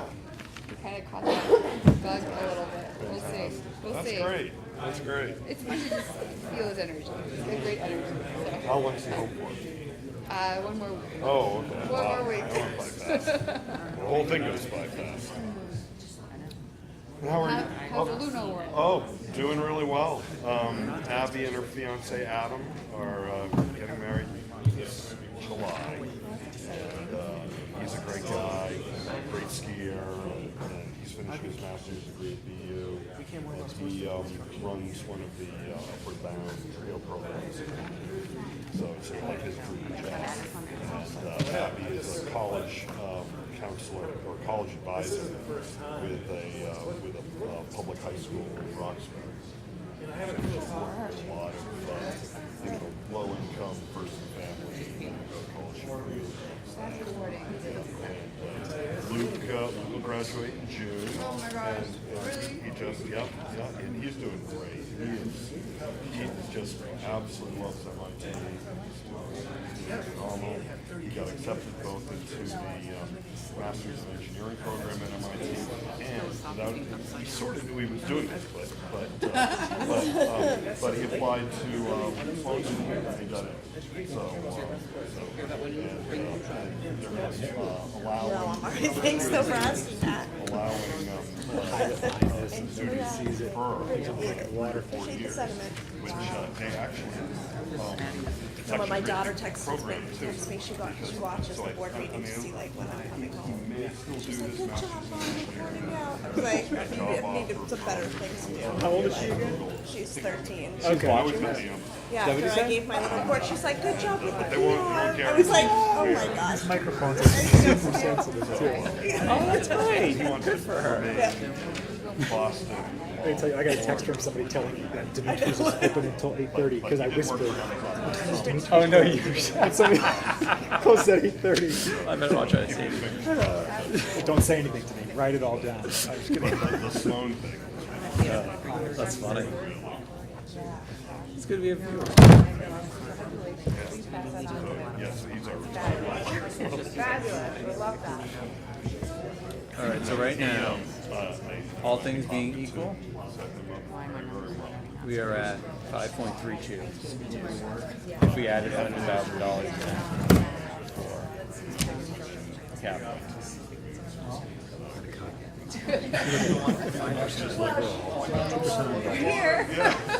Facility, $6.5 million facility, 2%. What? Increase your capital. Yeah, but the thing is with this, we won't fudge. We have to plan for it, but it won't be part of the. You can still go to taxpayers and say this. This is what we're going to end up doing. 5%. Absent whatever increases happen next year. I'm gonna have, I have to have you comments on that. It feels like a more reasonable You know why? 5 to 6 with all these things factored into. Well, it depends. I mean, that's how high the contingency is. We have to get the budget somehow. We have to get that. That's where I don't know if you take these things All right, we together, all treat set, them ready as to one. roll? Well, we have to. 2%, 2 to 3%. I don't know. That's the rest of it.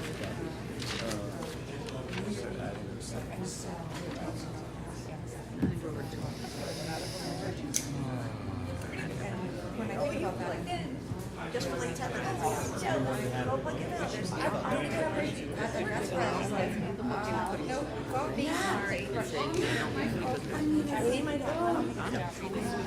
Did I tell you that Best Buy installed a washer and dryer on my second floor and it leaked? Oh, no. The whole first floor. That's Two no quotes, good. about $20,000 worth of damage. Oh, man. Best Buy's gonna pay for it, but I still, know, it's but like, still, yeah, my little washer and dryer. That's the worst part. they were nice ones too. Yeah. We're all excited. Bill, how long have you been using Dreamboat? It's great once it's up there. Again, 3, 4, That's why we paid for installation. 5. Can't bet that, you could. But it was piloted for a while, right? Well, my house. We didn't do full implementation. We like the word And pilot. happens for a little bit. Get 'em out there.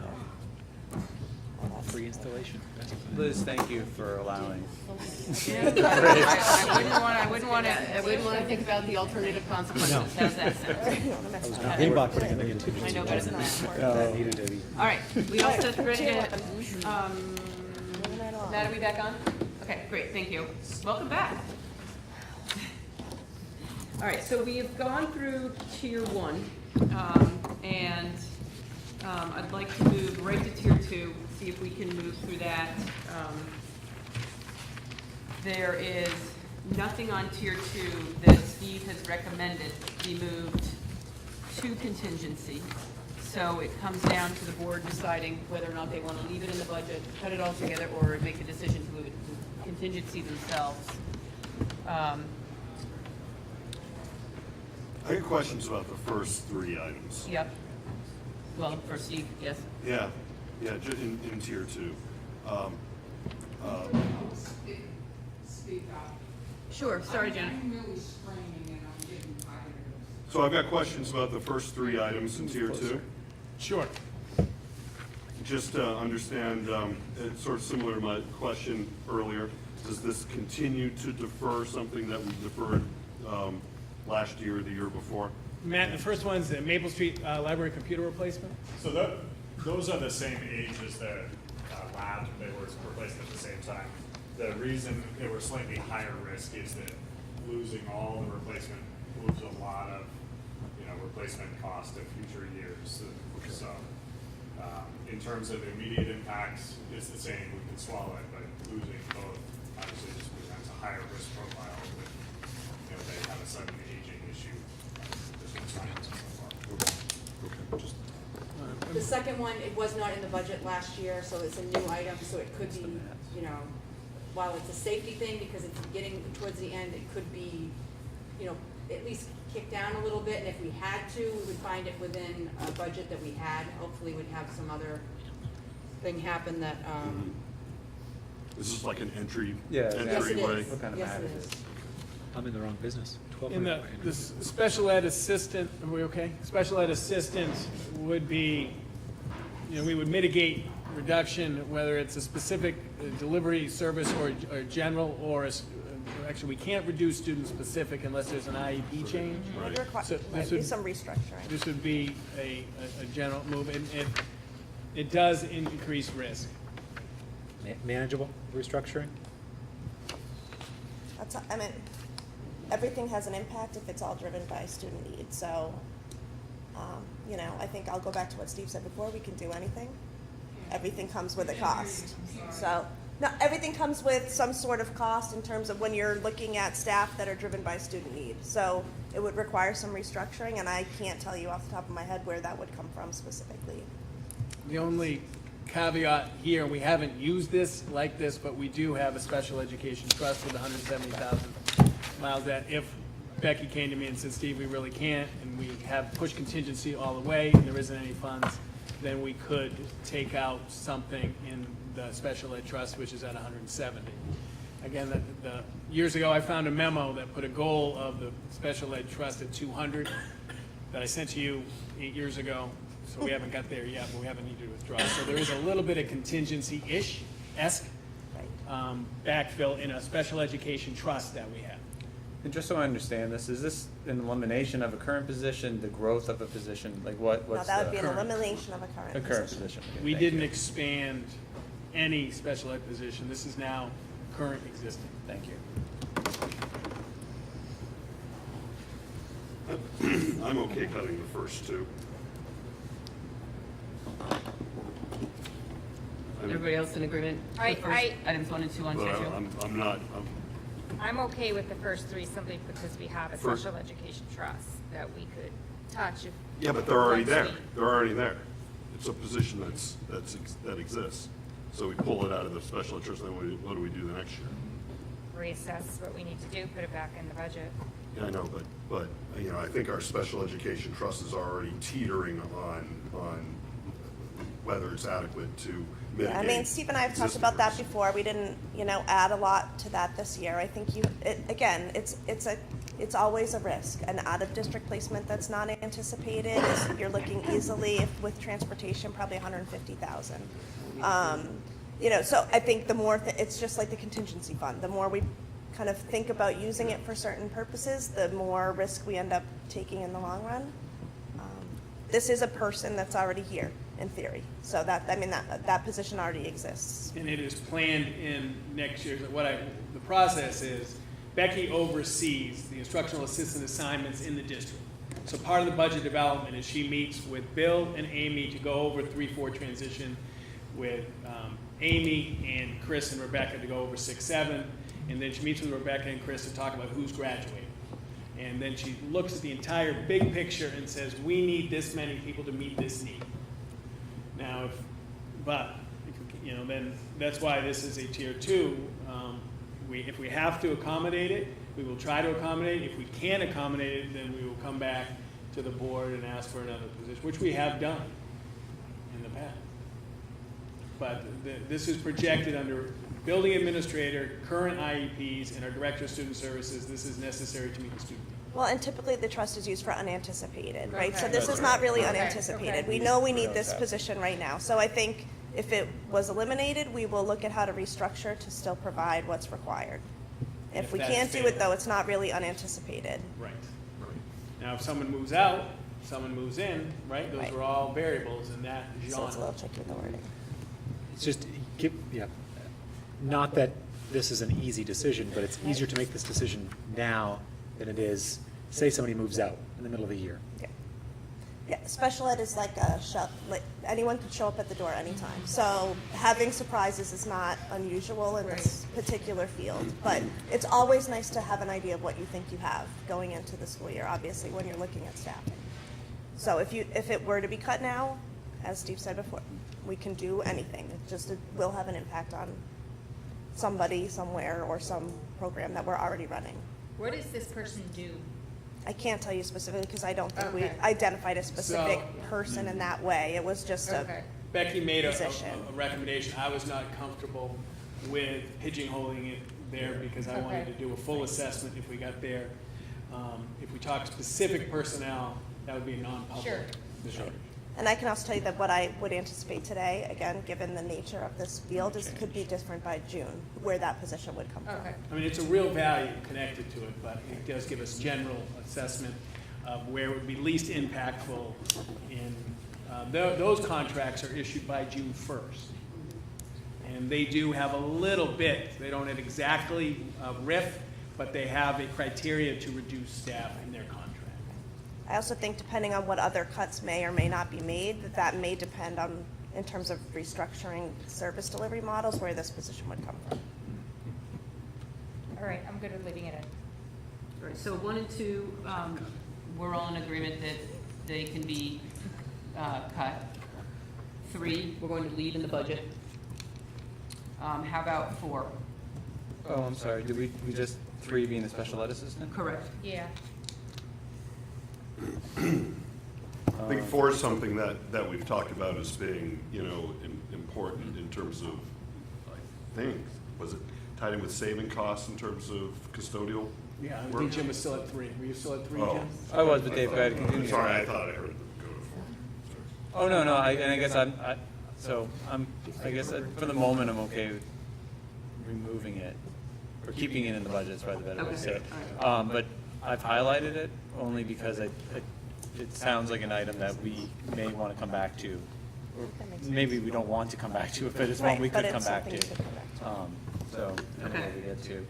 Yeah, so to move to 4, right now it's still in, special ed is still in. So the new carpet machine and scrubber, this is part of our restructuring in the maintenance, ensuring that we have the tools, time, and training necessary to meet the needs.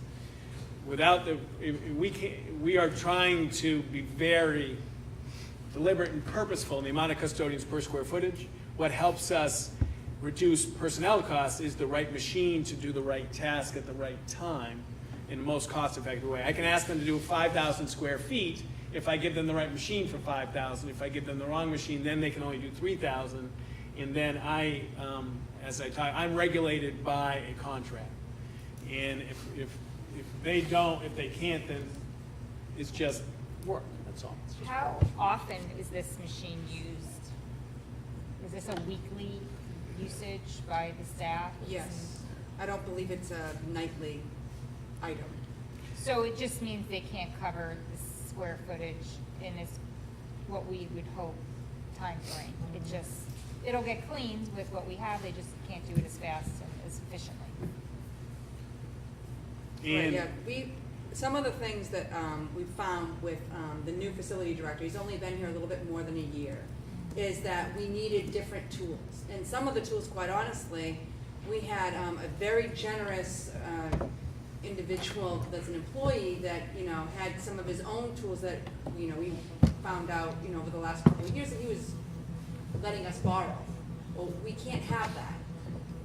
Like, if we need tools, we need to have our own tools. And so last year, with the budget process last year, which is now in fruition this year, we took on a couple items and did this, instead of buying it, doing a lease so it spreads the payment over the years, we're trying to then do the next step of that. Sure, we can definitely postpone that. as Steve said, we're trying not to add any area in the custodial area, meaning FTEs, and we have had individuals from that sector say that right now they feel like they're at task. So they feel like they're already at the point that they can't do any more and they're not getting done what they feel they need to get done. So we just had it in the budget to hope for a tool to be able to make that a little less impactful. But we could postpone it and revisit this later in the year, and if there's Yeah. funds, we could purchase it then. Yes. Thoughts? I say remove it. Agreed. Remove it. Yeah. All right, so items 5 and 6, middle school sports and JV sports. Thoughts on that? I think similar to the prior discussions, I do not recommend removing either of those. I agree. I agree. Okay. Schedule B additions, item 7.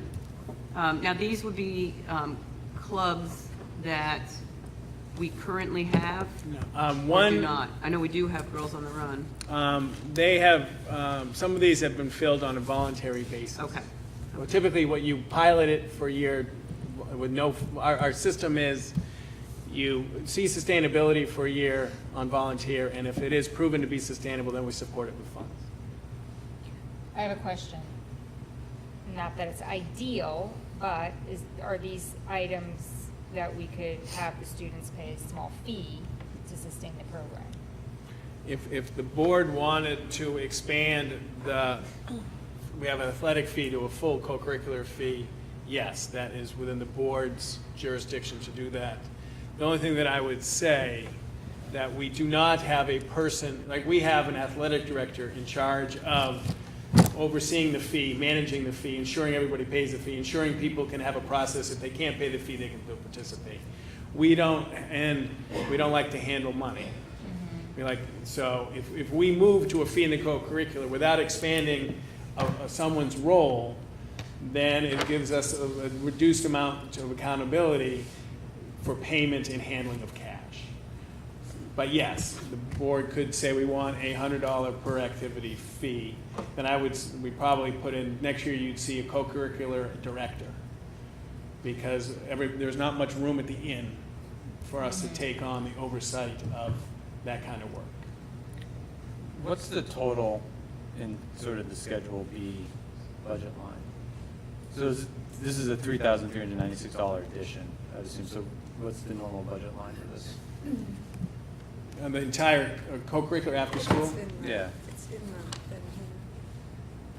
So co-curricular is on the big spreadsheet. It's 1410, Love this. Love it when and she does so it's just under $65,000. this. Love it when you do that, just so you know. But- And do and we what- Then expend, people, they could look themselves if they're in the audience or. and do we expend the full $65,000 annually? Is that- Well, let's see, that changes every year based on salary and benefits, so, let's see. We usually come pretty darn close, because I can tell you that 17-18, we spent 57,318. I don't have the budget for 17-18 here, but I can tell you that 18-19 is 60,420, so I bet you it's pretty darn, I mean, 'Cause they get raises. usually we don't have an unfilled co-curricular. Usually, the only thing that might happen is we budget with the people that are doing it today. And in these cases, the volunteers that are doing it today, which goes on years of experience. And so if somebody left, it could be lower because their years of experience would be lower. So I guess I'm comfortable reducing it, and then we have a $65,000 budget. It may not be able to accomplish all of these, but maybe we can see what's going to happen. Maybe a couple of them get funded within the existing line. So it's hard, so, because I can't approve JV sports and not approve the academic competition committee.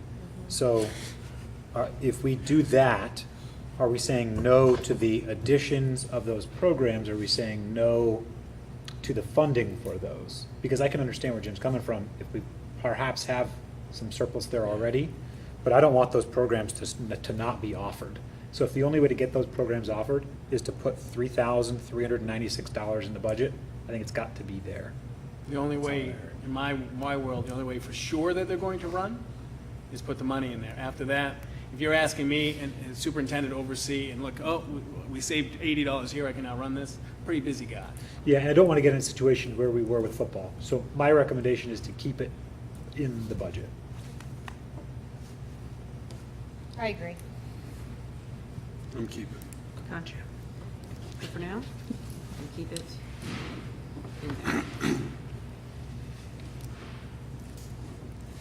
All right, so item 8, library media assistance, thoughts, comments? I have a question. So we have 3 here. and- One in each building. One in each, that was my question. So reducing to 2 or 1 is not functional, or we've done this in the past we and it would- was not? I would reduce each person to half-time in each Okay. building. Okay. So that's what the 63,000 is? It's a halftime from each individual? Right. Okay.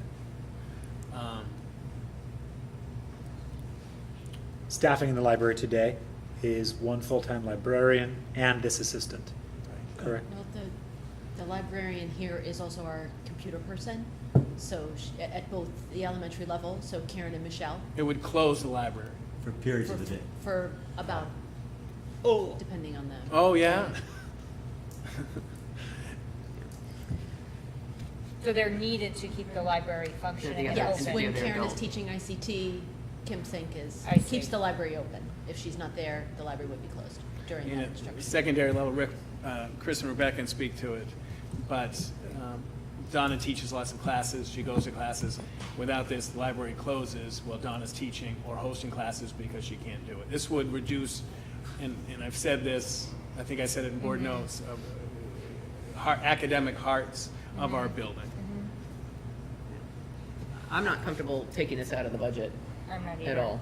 I think it really changes the way we interact with the way we have our students have opportunities to interact not only with other students but also adults. I know my daughter participated in the lunch book group at the high school for 2 or 3 years, and that's where she went at lunch because she wasn't comfortable sitting in a big cafeteria.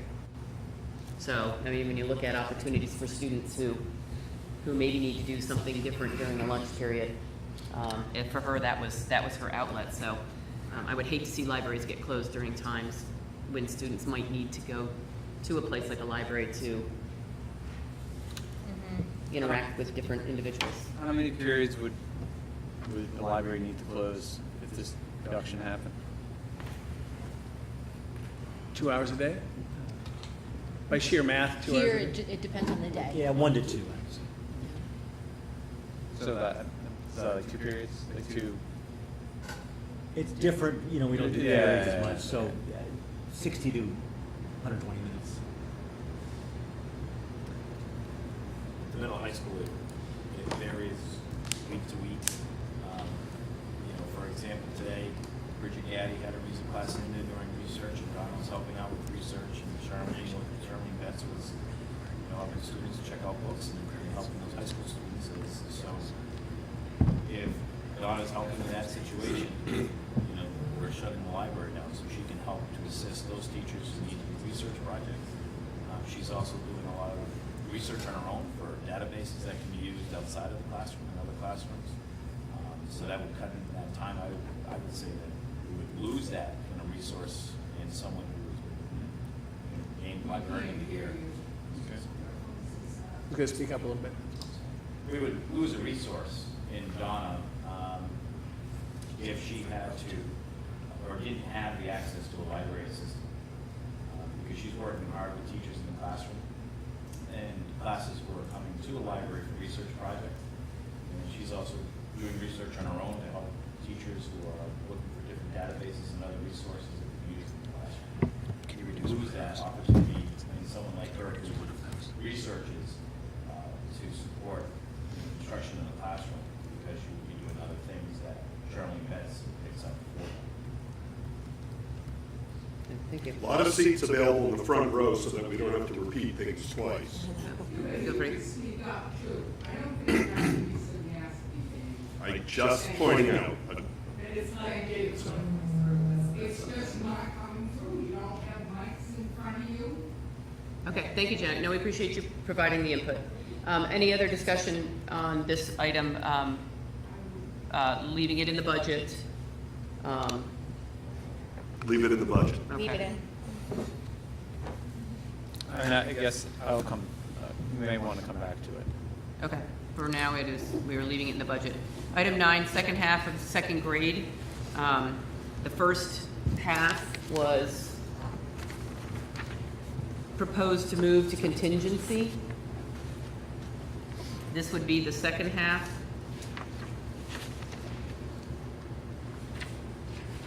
If we eliminated it from the budget but moved half of it to contingency, that would leave us in a fairly difficult position. Remind me, I'm sorry, my daughter is in first grade. How many, I should know this. How many You students are in asking us first that grade? question? Yeah. 64 right now? So funny, I had it open. I think it's 64, 65 right now. In first? I mean, if you put both in contingency, then you're basically not budgeting for that teacher. Right, and if it pops, you've lost all the flexibility of contingency. Unless you up contingency. Right. First grade to 65? I get a ding ding? You said 62, didn't you? What? You said 62. What's it, 62? Give you a ding. 65. Men only 3 off. I said 64. I nailed it. All right, so does this answer your question, Matt? Yeah, that's tough. So you're looking at section sizes today of 22. Right, If it was 3. right. And it's projected to go to 70, 71. Right now, it's 16, 17. Because they're 4 in first. Right. The second where we make the transition. Next year would but be 22, 22. but it's projected to go to 70. That's my issue. If it stays at 64, I'm a happy guy. I can do 22. To me, it sounds like the whole position should go into contingency. And we should try to fund that 100, make sure that that position is funded 100%. So we would need to, we would need to increase contingency from the 150 that we were at. But this is one that we have, if it stays where it is, it's manageable. Yes. If it goes up, it's not. Right, So it's binary to me. right. Risk. And I think my only question / input would be that when we look at contingency, that we make sure that we budget 100% for second grade. For that. Even if we decide to budget a portion of other contingent funds. Does that make sense? I agree. Am I accurate in saying that that's a wise idea? I agree. Okay. Yeah. Because the likelihood of that is. All right. Everyone is as comfortable with moving it to contingency At 100%. at 100%? Well, we can have that discussion when we get to contingency, right? Okay. Last item on tier 2 is district-wide staffing. Input, This could be, so we looked at, I'm not comfortable with saying right now it's going to be a 6th grade teacher, it's going to be wood technology, it's going to be to engineering, it's going to be a world language. So this would be where we are in enrollment and where we are in registration and where we are. But one way we could do a district-wide staffing is say wood technology goes. One way we could restructure and change depending on where we are in enrollment in 6th grade. That would affect 100 kids. Wood technology would affect 60 kids. So this is more of giving the flexibility that depending on enrollment and where we are, that it gives us the flexibility to apply it in the least impactful way possible. It doesn't have to be a full position. It could be a 5th of engineering, a 5th of wood, a 5th of reading. It could be a 5th somewhere. so basically, it's room for you to make decisions about where those changes could be made based on where we are. Now- But it is oh, go cutting ahead. existing This would be- teachers and it eating into programming. Yeah, you've Somewhere, had reduced even or if it's contingent. spread out, it's dinging. All the those- extras are now gone, contingency's empty, you've cut the budget here at March 10th. we're saying, all right, we've got 60 kids signed up for this. You know, are we going to affect generations of kids or just this group? Yes, that's where we're at with that one. So, correct me if I'm wrong, Steve, my recollection, someone asked in the last meeting, how many plus contracts we have currently at the high school. My recollection is none. No, Is that accurate? No, we do an art plus contract. Music plus contract. Science. Science Okay, this so we year do have plus a few. contract. Okay, this year, okay. No math? Math, we didn't go plus because we hired a .7 teacher, Oh, okay. but it was off. It was out of contingency. English, I think, was Second semester, we might have a 10th. Do we have a 10th? Yeah, Yes. we might have an English 10th plus semester class. Here's just my comment, just from a previous experience, is that if the situation arises where there is an amount that the board recommends to cut on staffing district-wide, and the way things roll out, it means cutting back, the best decision is to cut back 2 or 3 professionals by 0.2. Could be. I personally feel that can often impact the type of talent that we can retain and keep. And this comes from a personal experience with someone I know in another district where they looked and found another job that was a full-time position because they were cut back.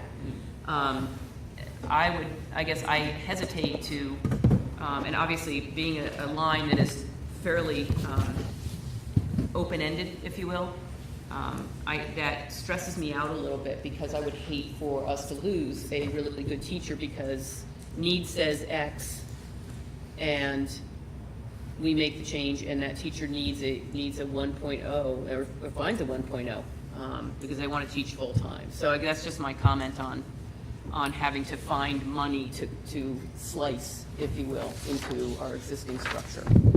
Yeah, well, I think it gets challenging if you start to say, okay, let's cut that, and let's cut the 31,000 for the special ed assistant, and then you start to get to this number that is so large that it does have deep cuts. But I think it is possible to say, let's cut district-wide staffing by 100,000, but let's not specifically cut this assistant and let the leadership decide where the best options are to make those cuts. So with growing enrollment, you're suggesting cutting staffing by $100,000. Is that what I'm hearing you saying that? Yes, I mean, I don't support that. I don't support it, and I certainly don't support cutting staffing and keeping sports. I think it's a danger to approach every year where, like, you just stay where you are and you grow from there. So I think this gives us an opportunity to actually look at the things that we're offering today and say, some of the things that we're offering today, some of the people, or not people, but some of the classes are not worthwhile, perhaps. I mean, we do this in my job, right? I've got new things I have to do next year. I get no new staff. I make a decision. Okay, I'm gonna adjust what this staff member is doing to meet new demands. And I just think $100,000 for, what is our total staff budget? This feels like a small, I mean, it feels like a small fraction, a small percentage, and it feels manageable. But I would not want to say, cut 100,000, cut 31,000, cut another 50,000. It feels like we can make some cuts. And the only thing I would just offer you is that in the regulatory environment that we live, I can't move a teacher or a program from wood into chemistry, and it's highly regulated. That's all. So it doesn't give us the ultimate flexibility. I can't look at this expansive and say that master's or that bachelor's 3 teacher who is 8 to 10 with kids and is coaching everything, that person goes. You know what I mean? I don't have that flexibility. Any other comments on this particular line? I mean, I would reduce it by 100,000, mostly for the comments Matt made. I mean, it's not ideal. Okay, so what I'd like to do is I'd like to leave that as a budget slash cut. It's going to come down to the end when we get to our final number, whether or not some people need to decide to move one way or another on the final number, and what that looks like. Because I think right now there are 3 that feel that should not be cut at all, and 2 that feel that warrants being taken out, so Right now, is it in or Yeah, out? so, yeah. right now it's in based on, Okay. It's in the budget. it's in the budget based on numbers, yeah. All right, so that takes us through tier 2. So can I just, I've been keeping track, and just because it helps me Mm-hmm. know where we're at, so at least Michelle may correct me. But from She's where- ready to. I know, but from where we started, if we added $100,000 for capital, like we started this conversation, and we moved forward with the cuts or changes we just talked about, we're at, I was gonna be so smart. We're at $821,689 increase, which is 4.37%. And that's with all the recommendations to move to contingency. That's correct, with everything Okay. that we've talked about Okay. moving out. Yeah, I've got my numbers in a slightly different format, but we can, before we start in our final discussion, we can confirm where we are. It might not be perfect, but I think just in terms of, So one thing, the only way to put in money into a trust fund is to have a separate warrant article. correct. So if the thought process, so I didn't add the 100 yet, because I thought that that was still kind of a So- open conversation because of the fact that it sounded like some wanted it in the budget and some wanted it in the trust fund, and maybe some wanted it in the budget to transfer to the trust fund, but by We didn't RSA, add we it. have to have it as a separate warrant article. It can't be in our operating budget to get money into the trust fund. Okay, that's fair. So, but it doesn't have to come out of fund balance? I No, don't it think. it doesn't all have to. So that 100's out of the operating, it can go into a separate warrant. Which would then, right now, with that change, take the $100,000 increase out, it would be then at 3.84%, 721,000 increase. You said 3.8? 3.84. Sorry, I did it by total, because we're gonna need to have You a did it total, for like the budget, so I took the total budget and I was subtracting things, so now I'm trying to subtract to see if we come to the same My difference. total budget is $19,515. $19,515,197. 19 million. 'Cause I 19 have million, sorry. 20,786,47, because you gotta add in the federal projects, the food service, and the, because that's all part of the operating budget. Which I didn't have, so. at least- Okay. How many you have? So you had, how much did you That's have, I'm correct. sorry? Well, it's all gonna be equal. Jim, what was your number one more time? For which one, I'm sorry? Well, I was taking my number and I subtracted out the numbers that you hadn't added Oh, in, so I okay. was just trying to see. So for total budget, I had 19,515,197. I had 19,578,053. We're close.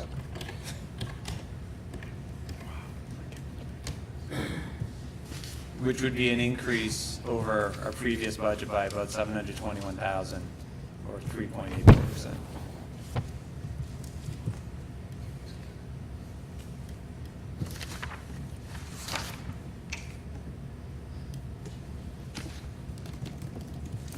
Okay, so,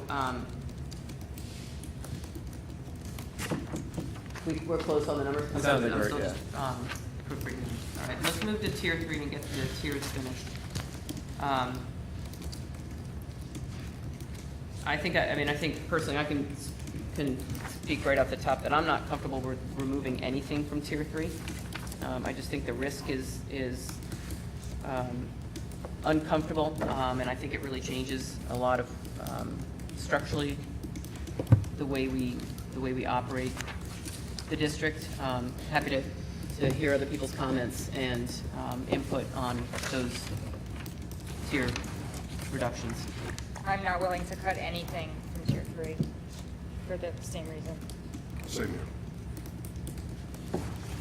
Matt and Jim, any comments or questions on those items? I wasn't going to go through each one unless you want to. I guess I just go back to what we just discussed with tier 2. I would not recommend cutting all of these personnel as well as the 100,000, but I do believe that some cuts overall can be made. So again, you look at how many full staff are included in tier 3? I'm sorry? One, two, three, at least 3 full-time staff. No, 4. I mean, this is significant cuts to programs, tier 3. This feels pretty dramatic. But going back, I do think that we should have the discussion about that $100,000 in tier 2 again. So you're not cutting on 3? I am not inclined to cut on 3. Nope.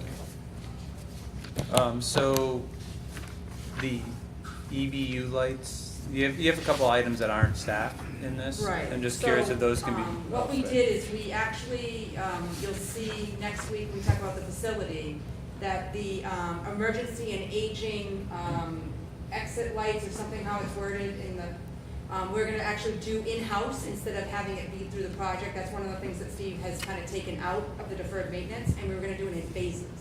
So if we're gonna do the deferred maintenance as a bond or whatever, and we're gonna do that, then I'm okay with taking it out here, but it kind of goes, but actually it's not even in there, so we wouldn't have it fixed unless we're gonna put it in with the bond. Right. Or could you put it in the maintenance trust? I mean, we're talking about. Yeah, I mean, these are items that could be, could come out of the repair and maintenance trust. Because they're not huge items, they're 10,000, 13,000, 14,000, I mean, they're not And huge they're not dollar even gonna be amounts. that amounts, because that's not doing it in-house, and so that's why these are a lot less, is because we're gonna have our own in-house staff, do the changing of it over phases, so yeah.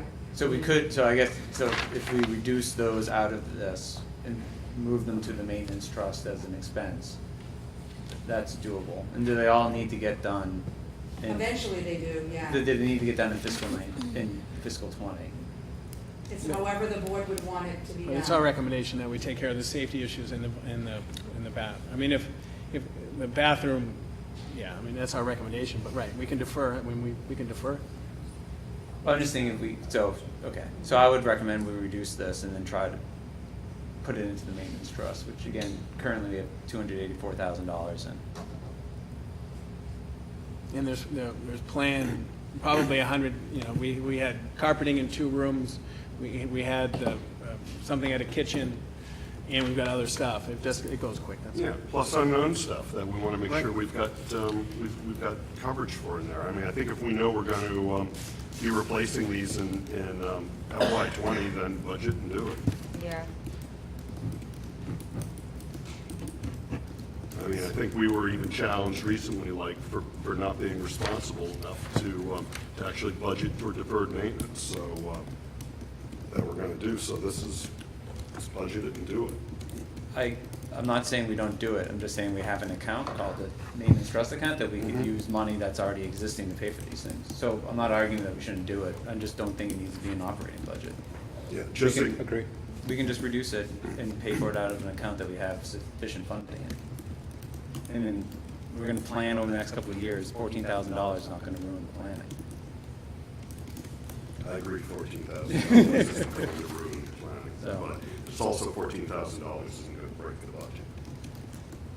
I guess my thought was when I saw them on the list is that they were items that did need to be done next year, and that if our conversation and discussion included having a line, starting to build up, that's where that would come from. So why pull it out of the operating budget if that's what we're gonna start to do, is to build that up, the 100,000 for instance. But if we're gonna do everything out of maintenance trust, that's where it sort of swings back. If we do everything out of maintenance trust and nothing out of the operating budget, but, change a light bulb, then I think what you're saying makes sense, Jim. I mean, I think it makes sense. I think it's more, I guess for me personally, to take them out of the operating budget, when Steve and Michelle determine what needs to be done next year, they can make that recommendation too. They can bring it to us and say, we'd like to take this out of the repair and maintenance trust because we think we've got the headroom to do it in there with all the other things that we're anticipating that need to be done. Or we're gonna take it out of that 100 that's in there that we allocated for maintenance in this budget. So I guess that's why my thought process was leave it there and let them make that decision next year when they are proposing what comes out of the maintenance trust. Anyway, that's just sort of my philosophy of why I left those kinds of, because you're right, they don't impact staff. Unless they get sued. Yeah, I mean, I think we're having a long discussion over 14,000. To me, it's more that we are trying to move all of our maintenance into a single fund. To me, it makes more sense to group all of those tasks under a single, under that fund. So that's why I tend to agree, no, I would agree, I do agree with Jim, that these should be pulled out, put in the maintenance fund, and just for transparency. But I get the sense that it's 3 to 2 again, so. I think we should just leave it in. We know the expenses are, we're gonna spend this money, it's $14,000, we know exactly what it's for. We have to do it, it's big, there's safety issues, they're rated 3s. I do trust, you know, folks in charge here who make recommendations to us based on their experience. And I think moving it over this year is sort of nonsense. I think for future, yes, it's nice to have all your maintenance things together in a lump in a maintenance trust. But for this, I think it just needs to be done. It's gonna be done. Just leave it in the budget. Where does that get budgeted, Michelle?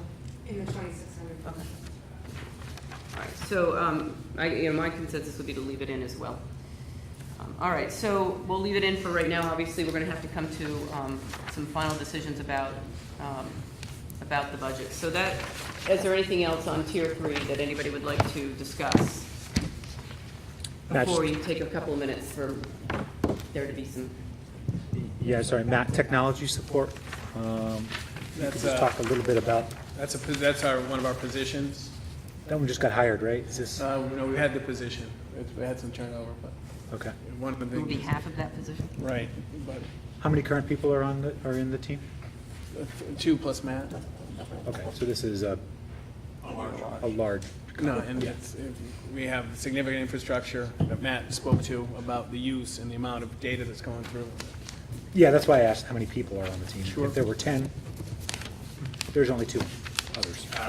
Well, we do have the data specialist. I'm sorry. So if you count that position, it's 2.8. That is not an infrastructure position, that's a data position. Right. That does state reporting and assessment reporting, a whole bunch of other. Okay. All set, Matt? Yep, thank Okay, you. all right, so that wraps up going through the tiers. So, any other questions at this point on the tiers? So what I added up was 408, 798 was reductions, Were reductions? which brings it down to a 4.17 increase if you don't include the other funds.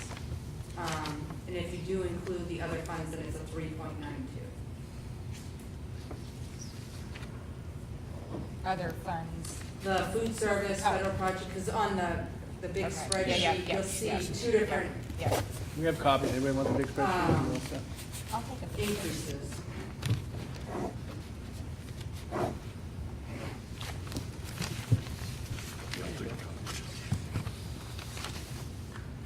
And one is the one that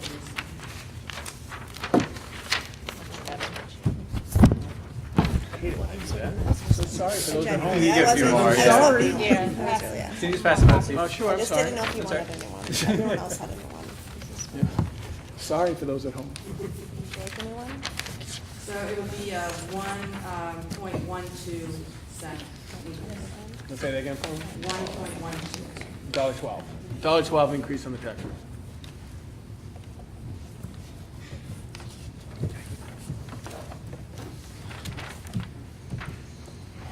So the items that I had to go back and talk about were the special ed assistant, the library media assistant, and I think the one we spent a bunch of time talking about was the district-wide staffing.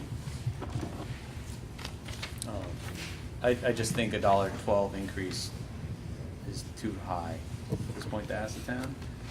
And then we haven't got to the contingency or the other trust accounts that we're gonna add to it, and a bond, which won't hit this, obviously if we do a bond, it won't hit this budget, but it just feels to me like too much at this point to ask for. So I'd like to see it reduced.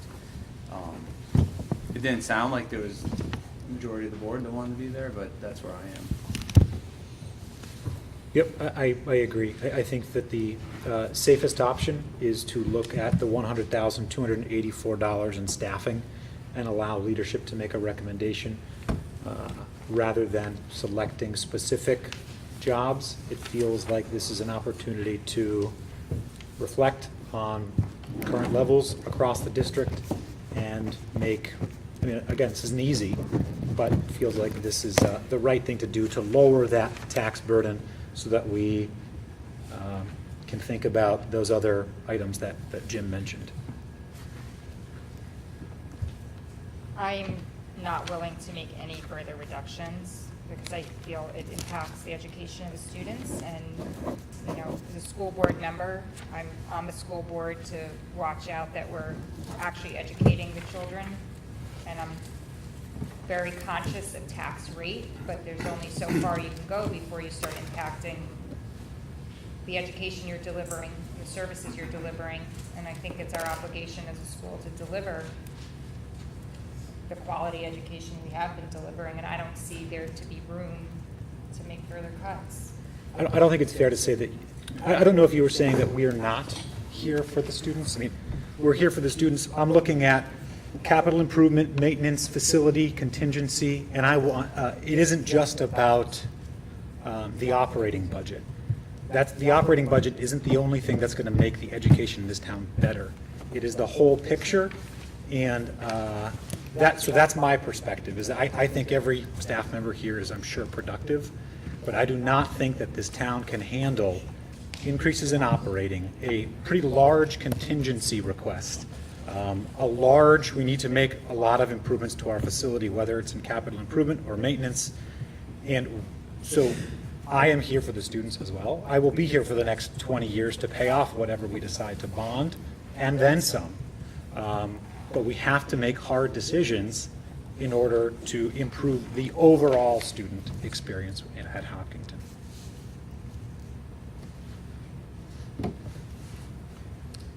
I've always, Go ahead, Dave. yeah, I've always had the philosophy that we staff appropriately, and I think given the program of studies that we've approved, given our enrollment projections that we've got, and given the superintendent's recommendations, that we're staffing appropriately with the budget where we're at right now. And you know, if you want to depart from that and want to retool how we provide education here in Hopkinton, and there may be some that want to do that, and I think that's a worthy discussion. It's not a discussion that really happens as a result of a budget process, but as a result of a deliberate, careful and deliberate task to do that.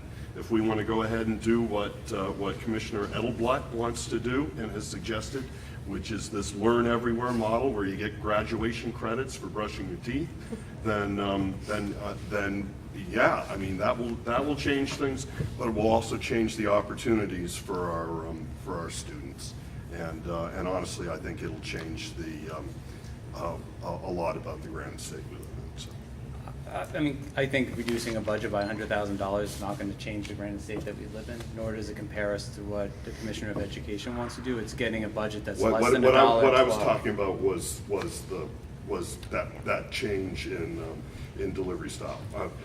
Fair enough, but I for it, in a $19-20 million budget, $100,000 reduction to get to a tax rate that I think is more feasible for our constituents in order to stay in town, I just don't find that to be. I think that's a sacrifice that we can make. So I think we may just have a difference in style, but. Yeah, I'm a staff appropriately, so.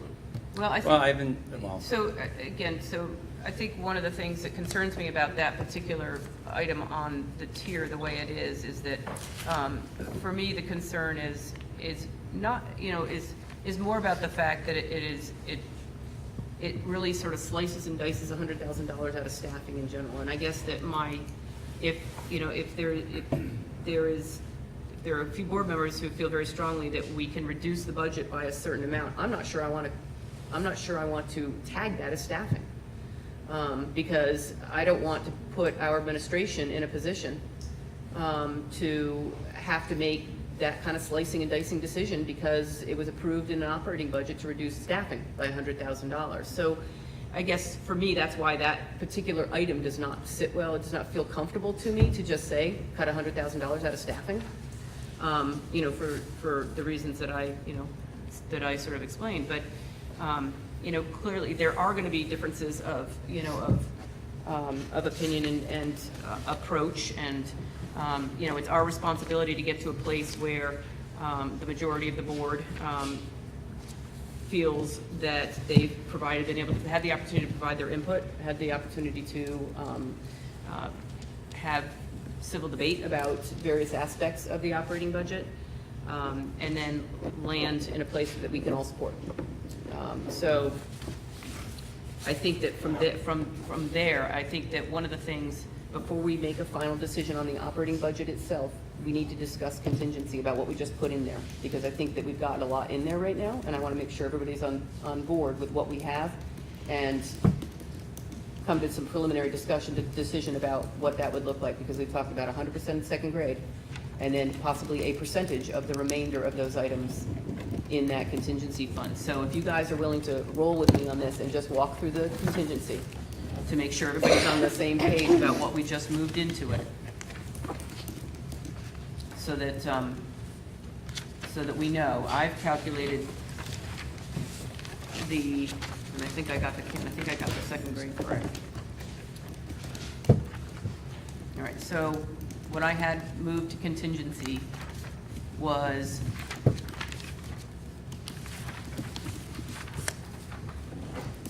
on tier 1, items 8, 9, 10, 11, 12, 13, 18, 19, 20. That totals $208,857. Sure. The total, just the total? Yes. 208,857. Now that's 100% of that. 100% of those items. Okay. On tier 2, I had moving to contingency 9, and that was it. And that again, and that's 50,143.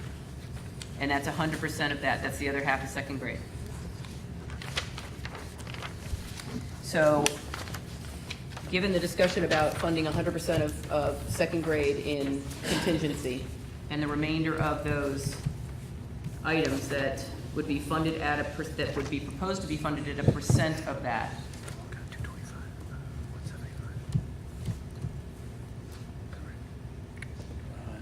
Is this cool? Yeah, I'll use that. It's big enough for me to see.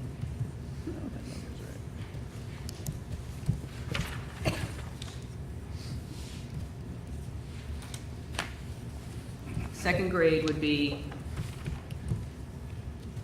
100,286, and then the balance of 158,714 could be proposed to be funded at a certain percent. Does that jive with what you guys have? What was that balance to be decided? 158,714.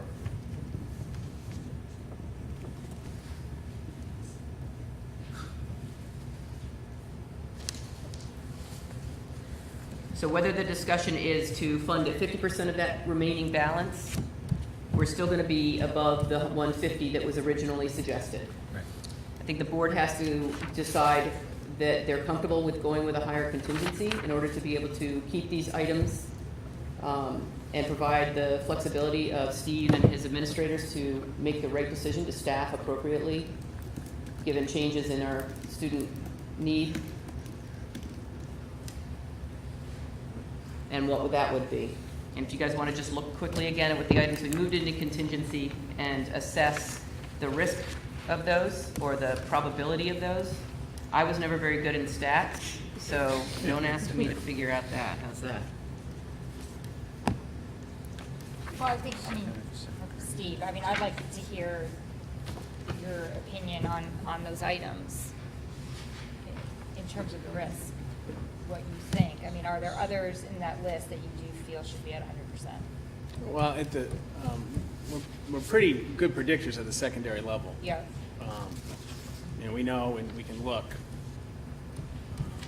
So, I mean, that's why I was comfortable leaving at least, you know, some in the budget. So to me, you know, adding a little bit more flexibility. But to me, it's all, you know, Bill, it's all going to be kindergarten for me. Right. I mean, the board's going to have, you know, second grade, even that's in the budget. If second grade, it's just going to make some very difficult decisions. I have tried to. As your superintendent years ago, I said I wanted 3 6th grades. Budget committee and the community came and said, Steve, you're crazy. We want 4 6th grades.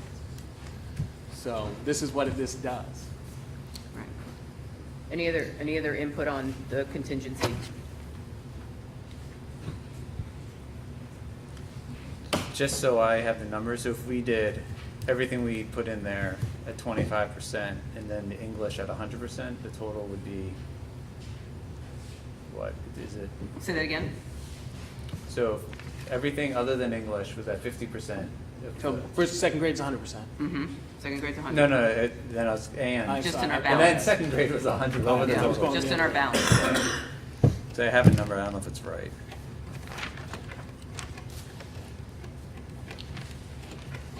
If we, I'm not saying I'm comfortable with 50%, but let's say you did 50% for the balance, and we wound up needing all those, and we didn't fund it, Let me make sure I got are my we numbers just right. left with freezing the budget? I mean, how do we cover that? Or it's reduced class size or Right, cut yeah. classes? We burned through the contingency. And this is, and it doesn't have to be direction now, but if I have a choice between running a class for seniors that need this to graduate or running JV sports in the spring and winter, my recommendation would come to the board and say we're not going to run JV sports in the spring and winter and we're going to run that class. Just because I love sports, I was a 26 varsity sport, but if I have a choice between an academic enriching experience, but if the board has no appetite for that, then I serve at the pleasure, and we'll run JV sports and we'll cut academics. I mean, if worst case scenario is that we're going to run, you know, we're going to eliminate some program and increase class size for palpability. So based on my numbers, Jim, if you, Matt and Dave and Aviva, if you have calculated differently, please let me know. I guess where I feel comfortable landing would be a $200,000 contingency, 100 of which would represent 100% of second grade. The balance of which comes out to be about 63% of that balance of all the other items in contingency. So what that does, Jim, I think it gets a little higher in terms of the one piece you were feeling could go to 100%. I didn't feel that out directly, but instead went to a number that was a round number, and then calculated what percent that was. And is that like, how, in terms of cents on the tax rate, what is that? What is 200,000? 32 cents in the tax rate. 32 cents. So you're knocking off 58,740. Yeah. Yeah. So there's other pieces, you know, that today is January 3rd. School district meeting is Michelle and I, it's surprising what we talk about, but there's a number of variables that could help the cause. Kindergarten rate stays at 32. That helps the cause. GMR, the guaranteed maximum rate, right? I hope I explained that relatively well at the opening presentation, that it's a 12-month rotating, right where we are. If the GMR comes in, and it has happened 2 years ago, it came in significant, $200,000 less. Like if that came in, and I promise you, if that came in on March 1st, we have history, I'd say, hey, look, GMR came in 200, we can drop the contingency by 100, you know, by whatever you want. You know what I mean? I mean, we are fully transparent. We don't like hide this stuff. No, I mean, we've even gone out to bid early on electricity and fuel and then cut the money on the floor at the budget committee meetings. I mean, before, so. And one more, Jim, I appreciate it all. We also have a HES contract. No, I know. I just want to make sure that was in the, possibly have a HES contract. So with the contingency, we're at $1.44. Say that again? If we go with this contingency that you just proposed, The we're at total? yeah, we're at $1.44. It's a total of 250 or 200? 200. Okay, all Well, right, yeah. because the total is 250 something, and then I took a percent of that. That's Okay, right. okay. Any other suggestions or recommendations on the contingency at this point? Anything that you feel needs to come off the contingency? Or anything that is left on those tiers that you feel needs to go to the contingency? Any changes to the contingency other than what we've already discussed and read?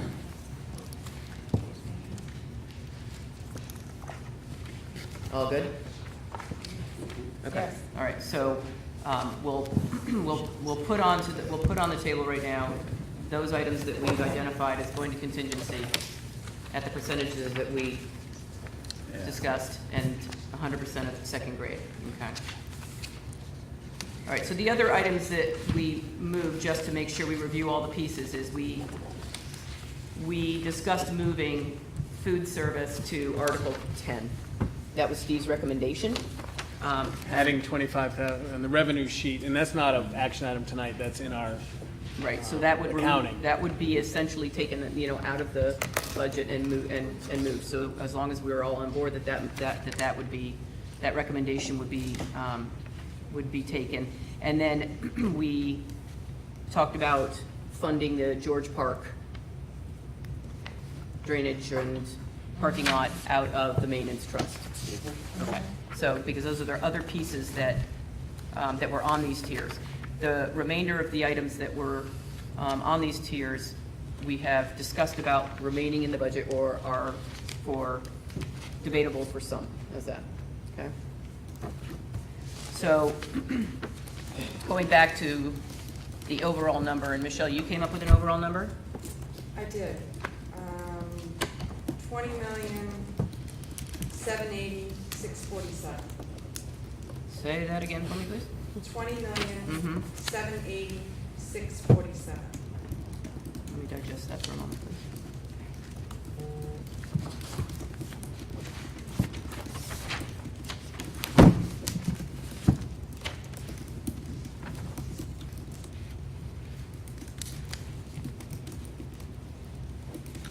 Michelle, what's the percent increase of that year over year?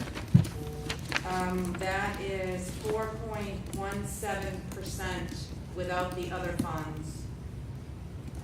And then if you include the other funds, it's 3.92. Why I say that is because the other funds are like 1.2 million. So to get to the 20,780,000, the main part of the budget, if you want to call it, is only, I shouldn't say only, 19 million, because it's a lot, 19,578,053.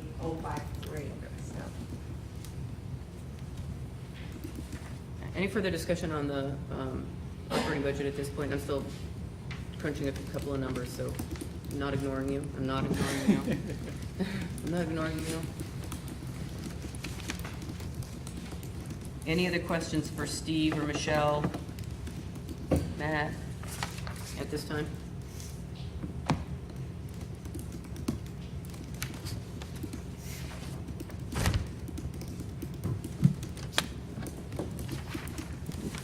One thing I will say is if it's changed to 175,000 instead of 150 that we had from the Article 10, it would be 4 cents that could be shaved off the tax rate.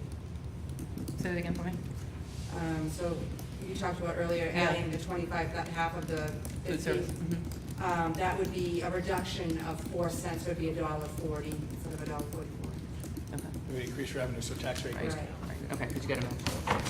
Thank you. And forgive me, I'm sorry, I missed the revenue meeting, so I'm feeling, there's some questions that I have. We are planning to give back the end of year funds for next year are lower than they were last year, correct? We gave back 681-ish, now it's 481? So we gave back 536, 536. 127, and we're projecting 496, 621. So it's a matter of, and I'm sorry, we did have this conversation 2 weeks ago, it's a matter of 25,000-ish, is that right? Right, but So we it's had- not substantial in terms of the tax impact, or? The adjustments in revenue were basically, the revenue is basically flat from last year. Correct. Okay. Now, with the 25 grand that I just Yeah, took, it's actually up. I made it up. Way to go. Yeah, baby. Is everybody, at this point have the numbers sorted out? Okay, so, So what was the total in, I mean, just, I sort of back calculated. yeah. What did you get for a total of cuts we made around the table? Total cuts? Oh, Yeah. hold on, I got it. 400 and, I mean, Yeah. in addition to the capital, the 1.0. In addition to the, oh, I mean, I'm looking at this spreadsheet right here. yeah, So we cut out capital projects. right. And so that reduces that, 1 I have another 80. million, 417, 185. Because it was 1,008,387. right. Plus the 408, is what you're saying. Yeah. So hang on a second.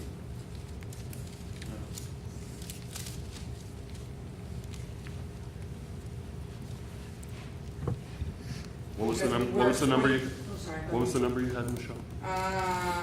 1432185? 1417185. 1432185. All right. Because I had 408,798 in cuts from the tier list, and then added the 1,008,387. Yeah, I might have fat fingered something. You had a grand total, bottom line, 20,780,647 That's right. minus 1,000,000. Oh, no, that's the number after all the After all the reductions. stuff out. I'm sorry. So what I did was I started with 22,212,832, subtracted out the. Oh, because that the one- included the 15,000 for the vehicle. And that's why 15 off. Yeah. Yep, there you go. All right. That's next on the agenda. Fine. All right, Ding dang, good. nailed it. We all came to the same Yeah, number no, from good. different, Okay, I Totally different like that. directions. different ways. Good. Oh, good. All right. All right. So we have 3 things we have to do. We also have more than that, but we have to do more than that, but those are 3 really important things we have to do. But, and I appreciate Michelle's wisdom. The most important thing tonight is we get the operating budget so we can build, so Jim and I can meet Saturday morning and talk about that, and Michelle can build a budget bullet in anticipation for the budget committee next Wednesday. The maintenance trust piece, if you wanted to wait and see how next week comes out, that can be, we meet with the budget committee typically 3 times in a row. So the second meeting, we could do that component, you know what I mean? After you reconcile the maintenance with the possible bond, or no bond, you know what I mean? So that, the sense of urgency on that tonight is not as strong as it was 3 hours ago. Okay. I mean, usually we do have it all go together, but I think that it kind of, this year, as you said, it is kind of work- So connected. connected. That But it's up to you. So I guess my thought is that with the operating budget being the highest priority tonight to get to a place where we have it completed, that there is, I think that to give the facilities, possible facilities project, it's due when we're not as tapped out on the operating budget. I'd like to suggest that we meet again next Thursday night.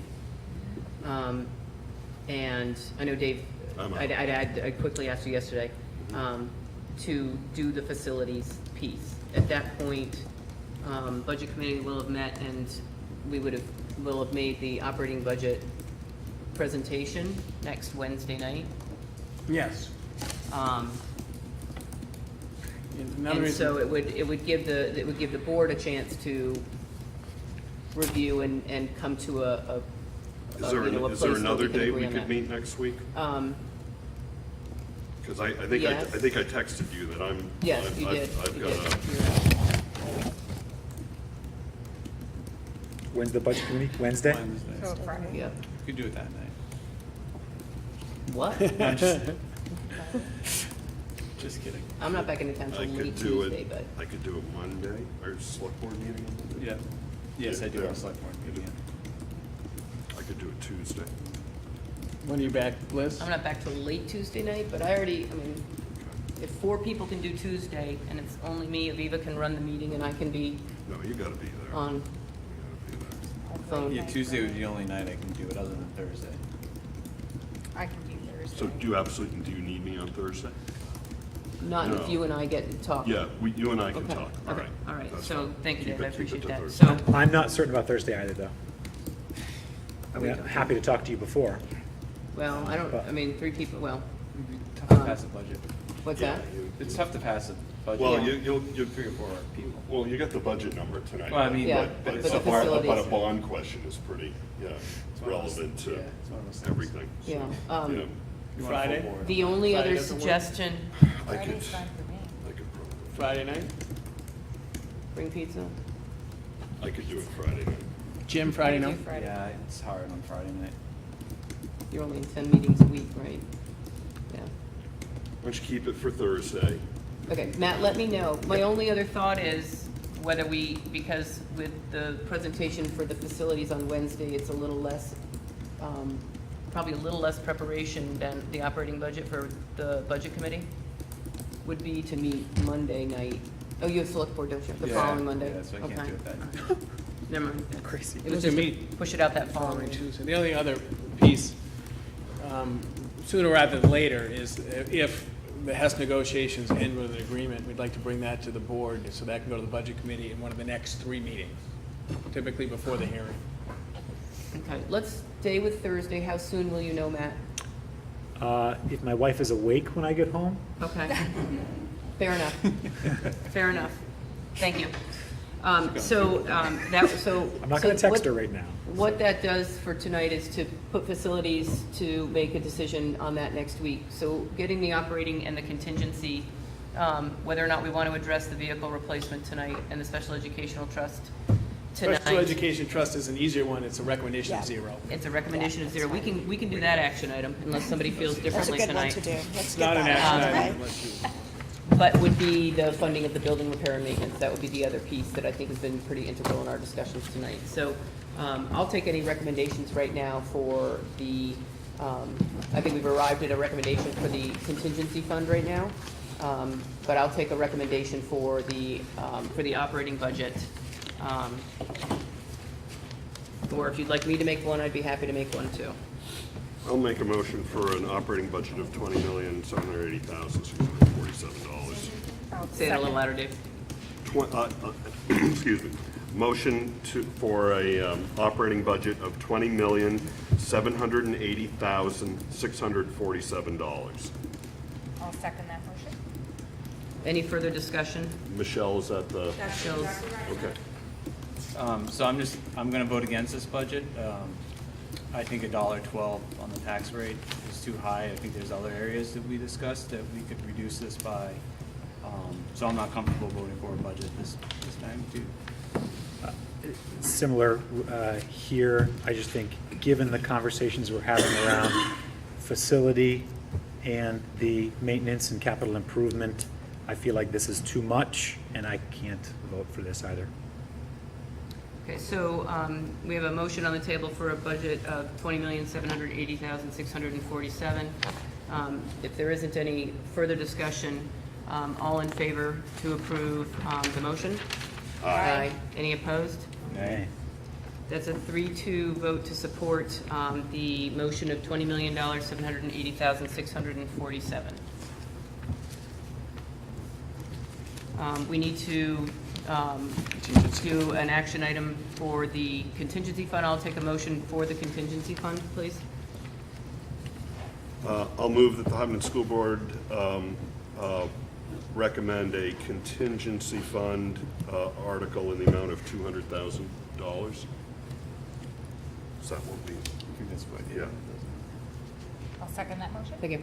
Any further discussion on the contingency fund? All in favor? Aye. Any opposed? Motion carries. Do you all wish to follow through with an action item on the vehicle replacement fund at this time? I'm good with that. You're okay? I think it's fine, yeah. Okay, so I'll entertain a motion a motion for a $15,000 addition to the vehicle So moved. replacement fund. Second. Any further discussion? All in favor? Aye. Any opposed? That motion carries. I'll take a motion to, You don't have to vote a zero. Oh, we don't have to vote on Everybody's zero, right. comfortable with the zero, Okay. yeah, for the Yeah. special ed. Yeah. so for the record, we do not need a motion for the Special Educational Trust Fund, which is recommended not to fund Okay, I just want to make sure. next year. That's a double negative, I apologize. Building Repair and Maintenance Trust, the only items, I just want to review that with everybody before we take a motion for that. You can put it off to next Already week. do it next did. week, Off till do it next next week. week. I'm sorry, yep. Do you wish to table that to next week Yes. when we do the facilities? All right. I think that's tied in with the, I do too. with the bond. And Jim, you'd like me to project what $100,000 will we spend it on? Yes. And whatever's left in the Oh, just- deployment? I'm happy to do it, I just want Yeah. to make sure my direction is clear. Yes, I like to see, know You got what it. we're Happy. Great, advancing. thank you. All right, then we will table that to the next meeting. Steve, you want to review the Budget Committee calendar dates? Yeah, just want to make sure that January 9th will be the operating budget, and we'll talk about the contingency fund, some of the warrants. We'll go through the budget bulletin, if that's what the board's pleasure. Then we come back to the 16th. Any questions? We'll certainly do, but I suspect we'll have possibly facility project to talk about, possibly HES negotiations to talk about. But we'll certainly have the maintenance trust fund by then. 23rd, again, we serve at the pleasure of the budget committee, whatever they'd like us to come. Yeah, thank you. Typically, we go 3, and then I believe the public hearing is at the auditorium on February 6th. Does that sound right? That's right. So that's your calendar. Great. Any questions? Yeah, it's not a question on the calendar, it's more, so I just voted against the budget that I'm representing of the budget committee to present, and so I just want to ask how the board feels about me presenting the budget. You're presenting the board's budget. I'm presenting the board's Yeah, budget, but yeah. I'm in the minority of the board. That's okay. Um, That's okay. I think there was a year, not too long ago, that when Liz and I were chair and vice chair, and we were actually the minority of the board on the budget, and I think I presented. Budget at the committee. so All right, just wanted to I ask. think it's fine. Yep. Any other questions on the calendar? Just make sure you have those dates down. And then, Jim, Steve, Jim, do you want to give a quick update? I happened to see that the meeting was canceled last night, is that right? The meeting was canceled. Okay, I happened to go to town hall yesterday and I saw it as I was walking in, but I wasn't 100% sure. Do you want to update on the work that Michelle and Steve and you have done? I will do my best, and I hope Steve and Michelle and you jump in and tell me, Happy to. fill in the blanks. So we, I think from our past conversations, the budget committee unanimously sent us a motion with a request on changes that they'd like to see to the programmatic budget. So Liz, Steve, and I met. It wasn't just yesterday, was it? It was. It was just yesterday. But it was 7 o'clock, it was 7 o'clock in the morning, Jim. Oh, I can't believe it was yesterday. I know. It's amazing. So we went through each of the requests to bring back to this board sort of how you feel about sort of how we would respond to the budget committee. I don't have them in front of me, so I'm going to do them a little bit from memory and then hope that Steve, Michelle, and Liz can help. So the first request, if you remember the larger spreadsheet, the academic program was split out, and then there were some costs, including benefits, that were not spread out. This was a conversation from the budget committee, I think Mark Zankella brought up, to take the benefit line, which was, the number's not going to be right, it was like $5.5 million in total benefits. And then the academic programs was a little over $5.5 million. He felt, I think the budget committee felt that having that much in the benefits program and not sort of allocated wasn't as full of a picture as they would like to see. So their recommendation was to spread those out so that pretty much the benefit line followed the employee, which is part of those academic lines. I think I got that all right. So we talked about that a lot. I think we spent most of our time talking about that one item. I think the recommendation that we came with is to move forward with the budget, what the budget committee has asked for, as long as we can do it within the program administration, so that Michelle wasn't hand doing them. I think now she would have to go in hand allocate all that, which would take time. So I think the recommendation is to move forward with that, but only do so once it becomes part of the overall program that Michelle's been putting together with the vendor. So that was the first one. The second item had to do with the students and the number of students within each of the academic areas. They're looking for like pretty much a number of students taking the art courses as you go through. The challenge with this one, to incorporate it onto that one spreadsheet, is that the systems, these aren't the same systems. Sort of the accounting system isn't the same as our enrollment system. And so pushing one button and getting the one spreadsheet to work, well, it's not going to happen. And so those would have to be then found, and then Michelle would then again have to go through and hand code them.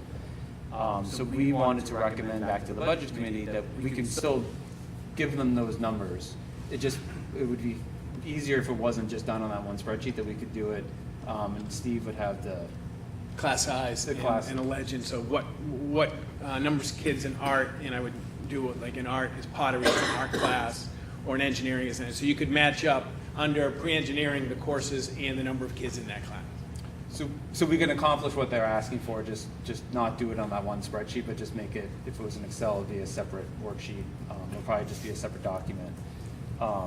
And they also ask for sort of the courses that are offered in each of those academic programs, which is easy for us to provide. We have the course catalog, so that's, again, it'll be a separate document, but it'll be something that we can provide. They asked for a legend. Legend's not the right term. The key, the program code key that goes along with the spreadsheet, which is already part of what Michelle has produced. And I'm missing. And separating maintenance from facilities. Yes. And I think that was a discussion of how much in that line was capital projects versus maintenance. I don't remember where we ended up. I think we ended up just explaining. We separate out in the budget bulletin, there's a whole page that lists benefits, salaries, and so we think we've covered that in the budget bulletin. If that's not, we can come back, but we'd like a first shot at that one in the budget bulletin. We think we have it. So really, I think most of it we can accomplish either through existing means, except for the bigger decisions around how to do the benefits, the health benefits, throughout the programmatic budget. And I think our recommendation was to do it per the request of the budget committee. Thank you. Did I cover that? Yeah, thank you. Yeah, so is that the sense? So is that some marching orders? Probably not for the first meeting, but the second meeting, we could have that as the first meeting 4 days from now, or 6 days from now might be tough, but certainly the second meeting we can do that. We'll plan. Well, I hope. I mean, I just preface it that it's a change I have to make with a vendor. Oh, no, not that one. Oh, okay. So I was like, I don't know what their schedule is. We had talked about that the benefits probably wouldn't be happening in this round. But I'm talking about the class size we can give them, and the maintenance we can give them, but probably not 6 days from now, but the week after. That would be the second one. We'll present that. But that's okay. Yeah, and the only other option on the discussion on the class size, I'm just remembering now, is part of the issue. So the programmatic budget is sort of a look ahead. So if we did, it would be for the FY20, where we actually don't know the class size today for FY20. We wouldn't find that out till later. So our recommendation is we can do the class size. We just do it twice a year. Right. So do it in October when we have sort of the final projections, and then do it again in the spring. So we could produce those numbers, but putting it into a programmatic budget that's looking ahead when we don't have those numbers, it didn't seem to serve the purpose they were looking for. So instead, doing a separate document and updating it twice a year seemed to make sense. Well done. Thank you. Thank you, Jim. Yep. Do you want to give a quick facility project update on just some of the Sure. information you have? Sure. Very, very quickly, and I'll make this, so what's coming around to the board, and the community will see it up there, is and you can play with this. I'll give you a copy that I can send to you and that you can play.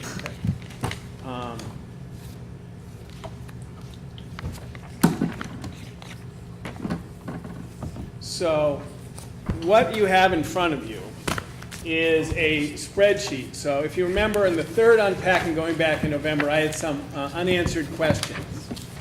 And I don't know if you remember, I also copied the Harriman one, and people didn't like that. So this is and this will be on the web, and you'll see it in a minute. Close it. All right, plug it in. Good idea. It helps. Ding ding, you get a ding ding. Yes, I plugged it in. So I went through the Harriman line by line, the Siemens line by line, us, and I put an in out. It's not.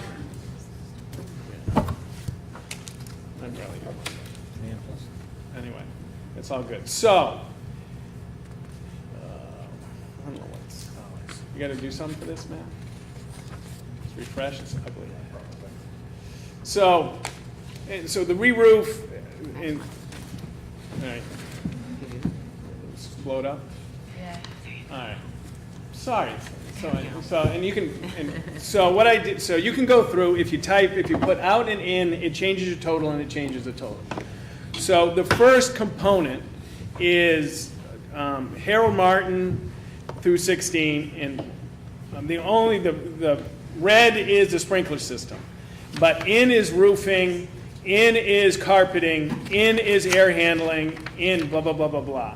That is $688,000. That's the deferred maintenance component of the Harriman project. The basic safety and security is $588. That's an elevator, 88 toilet rooms. Some are out because we did those already. Now the board can reduce this more if you wanted to reduce a vehicular barrier entrance and if you wanted to talk about signage, but that's $500,000. The total, and then it goes Siemens. So Jim, this goes to your questions. What are the stuff that we'd have to do if we don't put it in the bond? The air handling units of $250,000 at Harold are a priority, and the automation upgrade are a priority. Those weren't in the original Harriman, they're in Siemens, but we want to get that done, so that's $320,000. But I'll happily do that, but some of that, at least thought space, has been done. So that's $1.6 million at Harold. Then we go to Maple. Roof, in, out, you're following, that's $583,000. The new elevator here at 34, toilet rooms 248, audio, which I love, door operators we did, that's $380. This is not just deferred maintenance, so this isn't like, Steve, you didn't do all this stuff. No, some of this is Steve, you didn't do it, but some of this is basic safety and security. So that total, if you go on the next page, is $962. Then you go to the high school, re-roof. We did work really hard. We still have 3 questions left for Harriman and Siemens. Vacuum breaker and lab sinks at $17,000. The service entrance, relay piping for $69,000. And expanding wireless, that if the board wants to squeeze more, we can do some of those drops in-house, but this is what was recommended. But that's $1 million in deferred maintenance. And then you go to the toilet rooms, audio, and about $580,000. So here is the HRU above the gym. That's the one that we put in the part of that $1.1 million. That is an issue. But total is 1.6.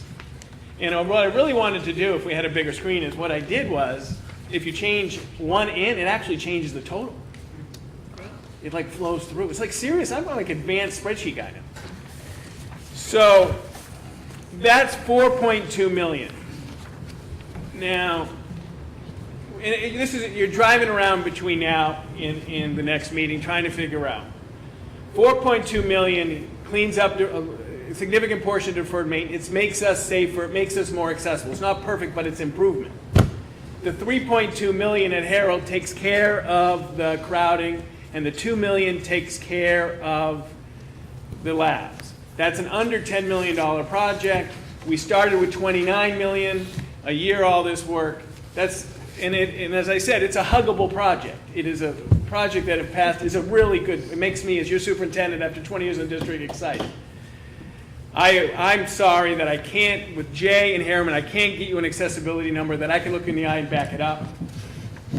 I can't get you a sprinkler project. We tried to get, flow rates from the precinct. I can't get you that. And I know one of the criticisms that I've had is, Steve, you come up, the numbers change. That issue about trying to create a regional technical center, I really truly believe it's what's best for kids. I believe it's something we could afford future because we would be part of a technical, I think we can get Perkins grant money through CRTC to help build this in a year. Steve Rothenberg and I have had initial conversations about joining, we would be Concord West. We would, instead of our kids going to Concord, and Stark kids, Hillsborough kids, Kearsarge kids, Bow kids would come to us if they're interested in electricity. And there are Perkins for building, and there's Perkins for staff.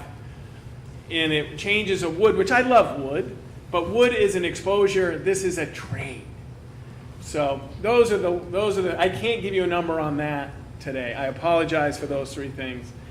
But after all your patience and after significant work, I think there is the route here when you're driving around of an under $10 million project that does significant things.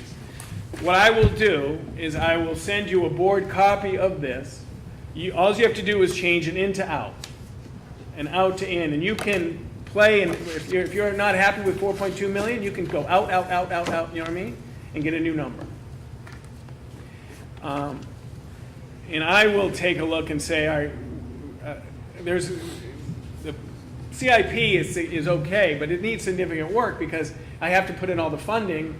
And I have to put stuff that we took out of the CIP, right, for further study that's come back in. So this is, what I've tried to do this fall is unpack the high school. We spent a lot of time on the lab in the entrance. We spent a lot of time in Herald about the cafeteria at the high school and increasing classrooms. And now I've completed, besides a little teensy-weensy stuff on the deferred maintenance, where I have numbers I can look you in the eye and say these are firm. In full transparency, I talked to Jay Burgess about this a lot. I called Jay and said, Jay, I got to pull out the sprinklers, we can do it. Fine, Steve. But when you pull out items like this, it reduces any flexibility within the project. If something goes up, instead of saying we're not going to do, like the 276 duct work is out. If that was in, and a certain project went up $200,000, the building committee and the clerk of the works says, Steve, we're going to eliminate the duct work. You know what I mean? You fund it within the project. We've taken all of that out. Now we're going essential, bare. It means if something goes over in this area, we're probably not finishing. That's all. You know what I mean? All the flexibility is gone because we pulled out everything except what has to be done, which is good. I just want to be honest about that. Michelle and I spoke today. There's something, leadership team has this notion of buyer's remorse. Like, when I was a building principal, I put something on the cut list. I came to the meeting, it was cut, my stomach went. I said, oh my God, I can't believe I did that. And you have buyer's remorse. Nothing is that. So 5% added onto this would make us all sleep better because that gives us a little bit of cushion because we're tight in our numbers. That's all. But you can tight as you want to be. But I've tried to distill out the essentials and what we want to do. And Steve, this will be great for and I'll send you the link and you can play all as you like. Thank you. Appreciate it. Any questions for Steve on this? And again, another great tool. Thank you very much. Very helpful, Steve. And for proper credit, Matt Stone is a great spreadsheet teacher. Not a good teacher. Great. Did you put a macro in there, Matt? Is that what you did? What if? You guys know about what if? Oh, yeah. I know. Love what if. You Apple people don't know. Oh, some if. things. Sorry, some if. Excellent. All right, so next steps, I think we've covered that and that we will meet next Thursday. Matt will let me know if that's not going to work. One more tidbit. It's probably on my desk or it's coming tomorrow. I have not read it in full transparency. I have not read it, but there is a NEASC letter with my name on it, right? Well, it's coming any second, and probably with your name on it too. Okay. A response to Chris's report. Remember, we told him about all the performance contract, the sound stuff. I have not read it. Next week, I'll make sure the board gets it, read it, and part of that is where we are in accreditation. Right. Because we did do significant maintenance and facility and security stuff in the last 12 months. You with me? Right, we did security, we did ESCO, we did a whole bunch of stuff. I have not read the response, but you will have that by next week. Thank you. In Hess next week. Thank you.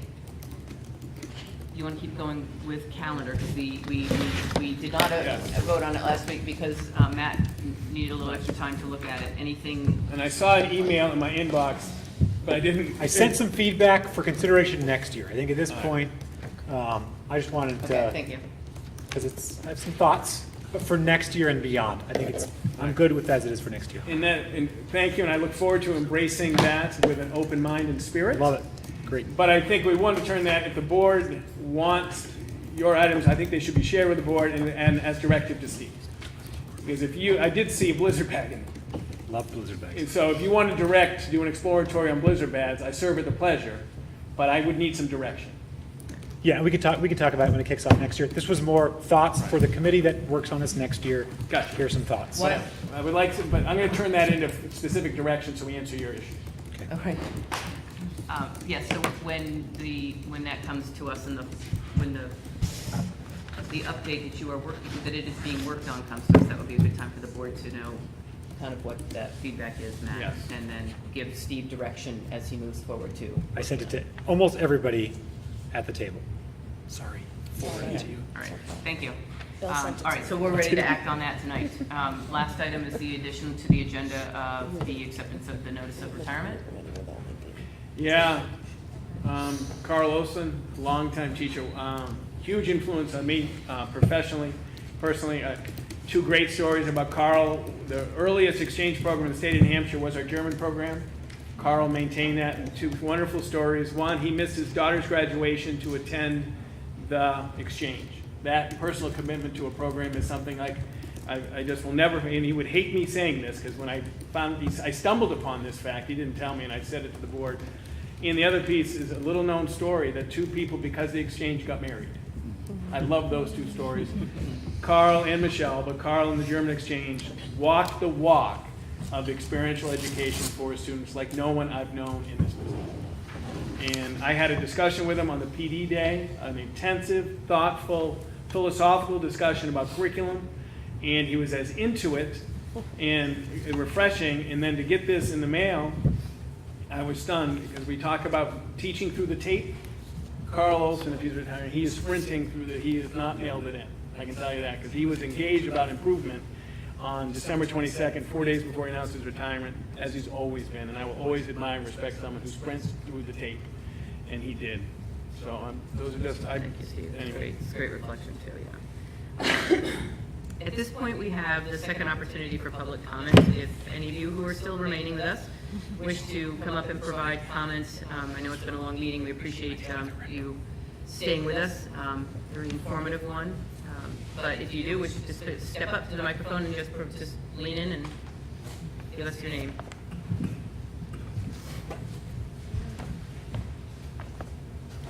Hi, I'm Diane LaChance, and thank you all for the hard work tonight.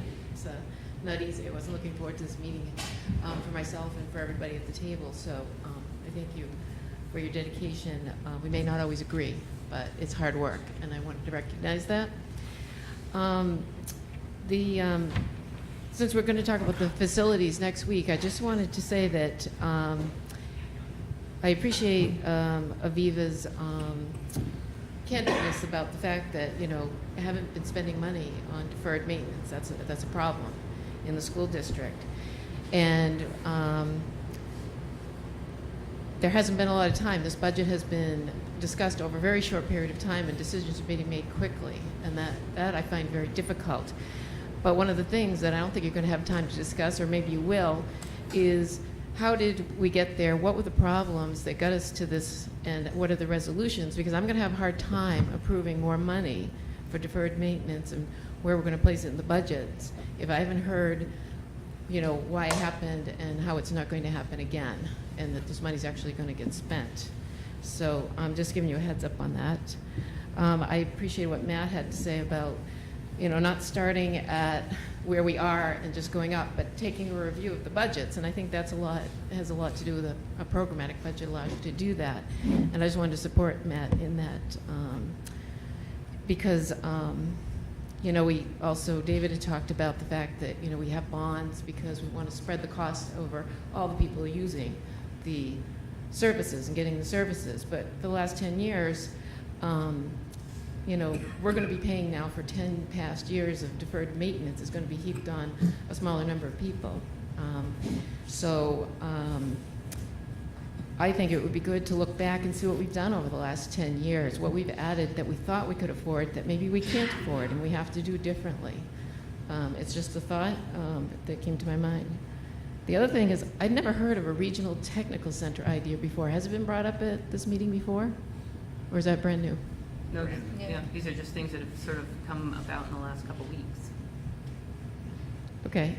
And lastly, I just wanted to ask David, you made a comment about the Department of Education and Mr. Edelblatt. I didn't understand what you said. Oh, sure. The commissioner has proposed through rulemaking, through proposed rulemaking, that private agencies will be able to issue graduation requirement credit, or actually graduation credit for any public school in New Hampshire. You thought you said something about brushing teeth. Well, That's what I didn't understand. So there's absolutely no accountability for these organizations to issue credit, none in their rulemaking. So frankly, it could even be for something as simple as brushing teeth, or Have you seen agencies that are doing that? I mean, could you give me an example of ones that I No, should look at? This is a new thing. So it could be anything, though. It could be anything. Okay, but we want to keep an open mind. I mean, I homeschooled and I didn't have any accreditation, and Right, but- plenty of people do. So Right, but- I get a little, disappointed when people, just blanketly criticize. Yeah, it's got nothing to do everything. with homeschooling. It's got to do with issuing a Hopkinton High School diploma, which I think is different than homeschooling. And is there like a bill number or something I could get, or is it a bill, or it's in the rules making? It's in the rules now, so you can go to the State Board of Education. If you look at the agenda from the last State Board of Education meeting, there's. It'll be, all the information I need will be there? Yeah. Okay, great. Thank you. Thanks, Dan. Anybody else wish to provide input at this point? And if not, we'll move on to, we do have a couple, oh, I'm sorry, Don.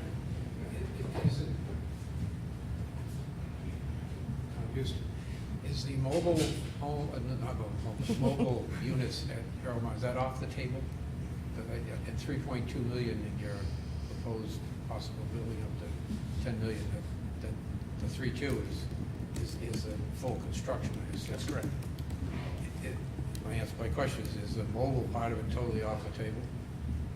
Are you still considering that? Because that was discussed a bit at the last meeting. It was discussed, and some options were put on the table. I think when the discussion about a potential facilities project is done next week, that's where we likely would have that discussion about those options that were presented to us. I think Michelle got us the information and gave us the information on a lease versus a buy, and quotes on that we'll be able to have the chance to review before next week. Good, fair enough. Thank you, Don. At this point, we do have a couple more action items that we need to complete tonight. I'll take a motion for the Hopkinton School Board to accept the superintendent's recommendation to approve the 2019-20 calendar as presented. So, second. Any further discussion? All in favor? Aye. Any opposed? Motion carries. I'll take a motion for the Hopkinton School Board, going all the way over, to approve the superintendent's recommendation to accept Hopkinton Middle and High School German teacher Carl Olson's notice of retirement effective June 30th, 2019. So I thought it was a loophole. He couldn't retire if I didn't. Didn't put his name correctly in there. So moved with great appreciation and great regret. Second. Any further discussion? All in favor? Aye. Any opposed? Motion carries. I believe we covered the other action items earlier in the meeting. I just want to review them very quickly to make sure I didn't miss any. Yep, 16 was tabled to next week. Okay, great. Do we have any need for a non-public session? I think so. Yes, okay. Yes. I'll take a motion for us to convene a non-public session as, for the discussion of matters as per RSA 91-A:3, Roman numeral 2, A, B, and C, for personnel and negotiation. Yes, so moved? And there's no action after the meeting. And there is no action coming out of this? Yes. Yes. Yes. Yes. Yep. Thank you all. Thanks, Amy. Thank you guys all for your hard work tonight. Thank you. It's long. My boss wanted to call. Sorry. Those are a lot of questions.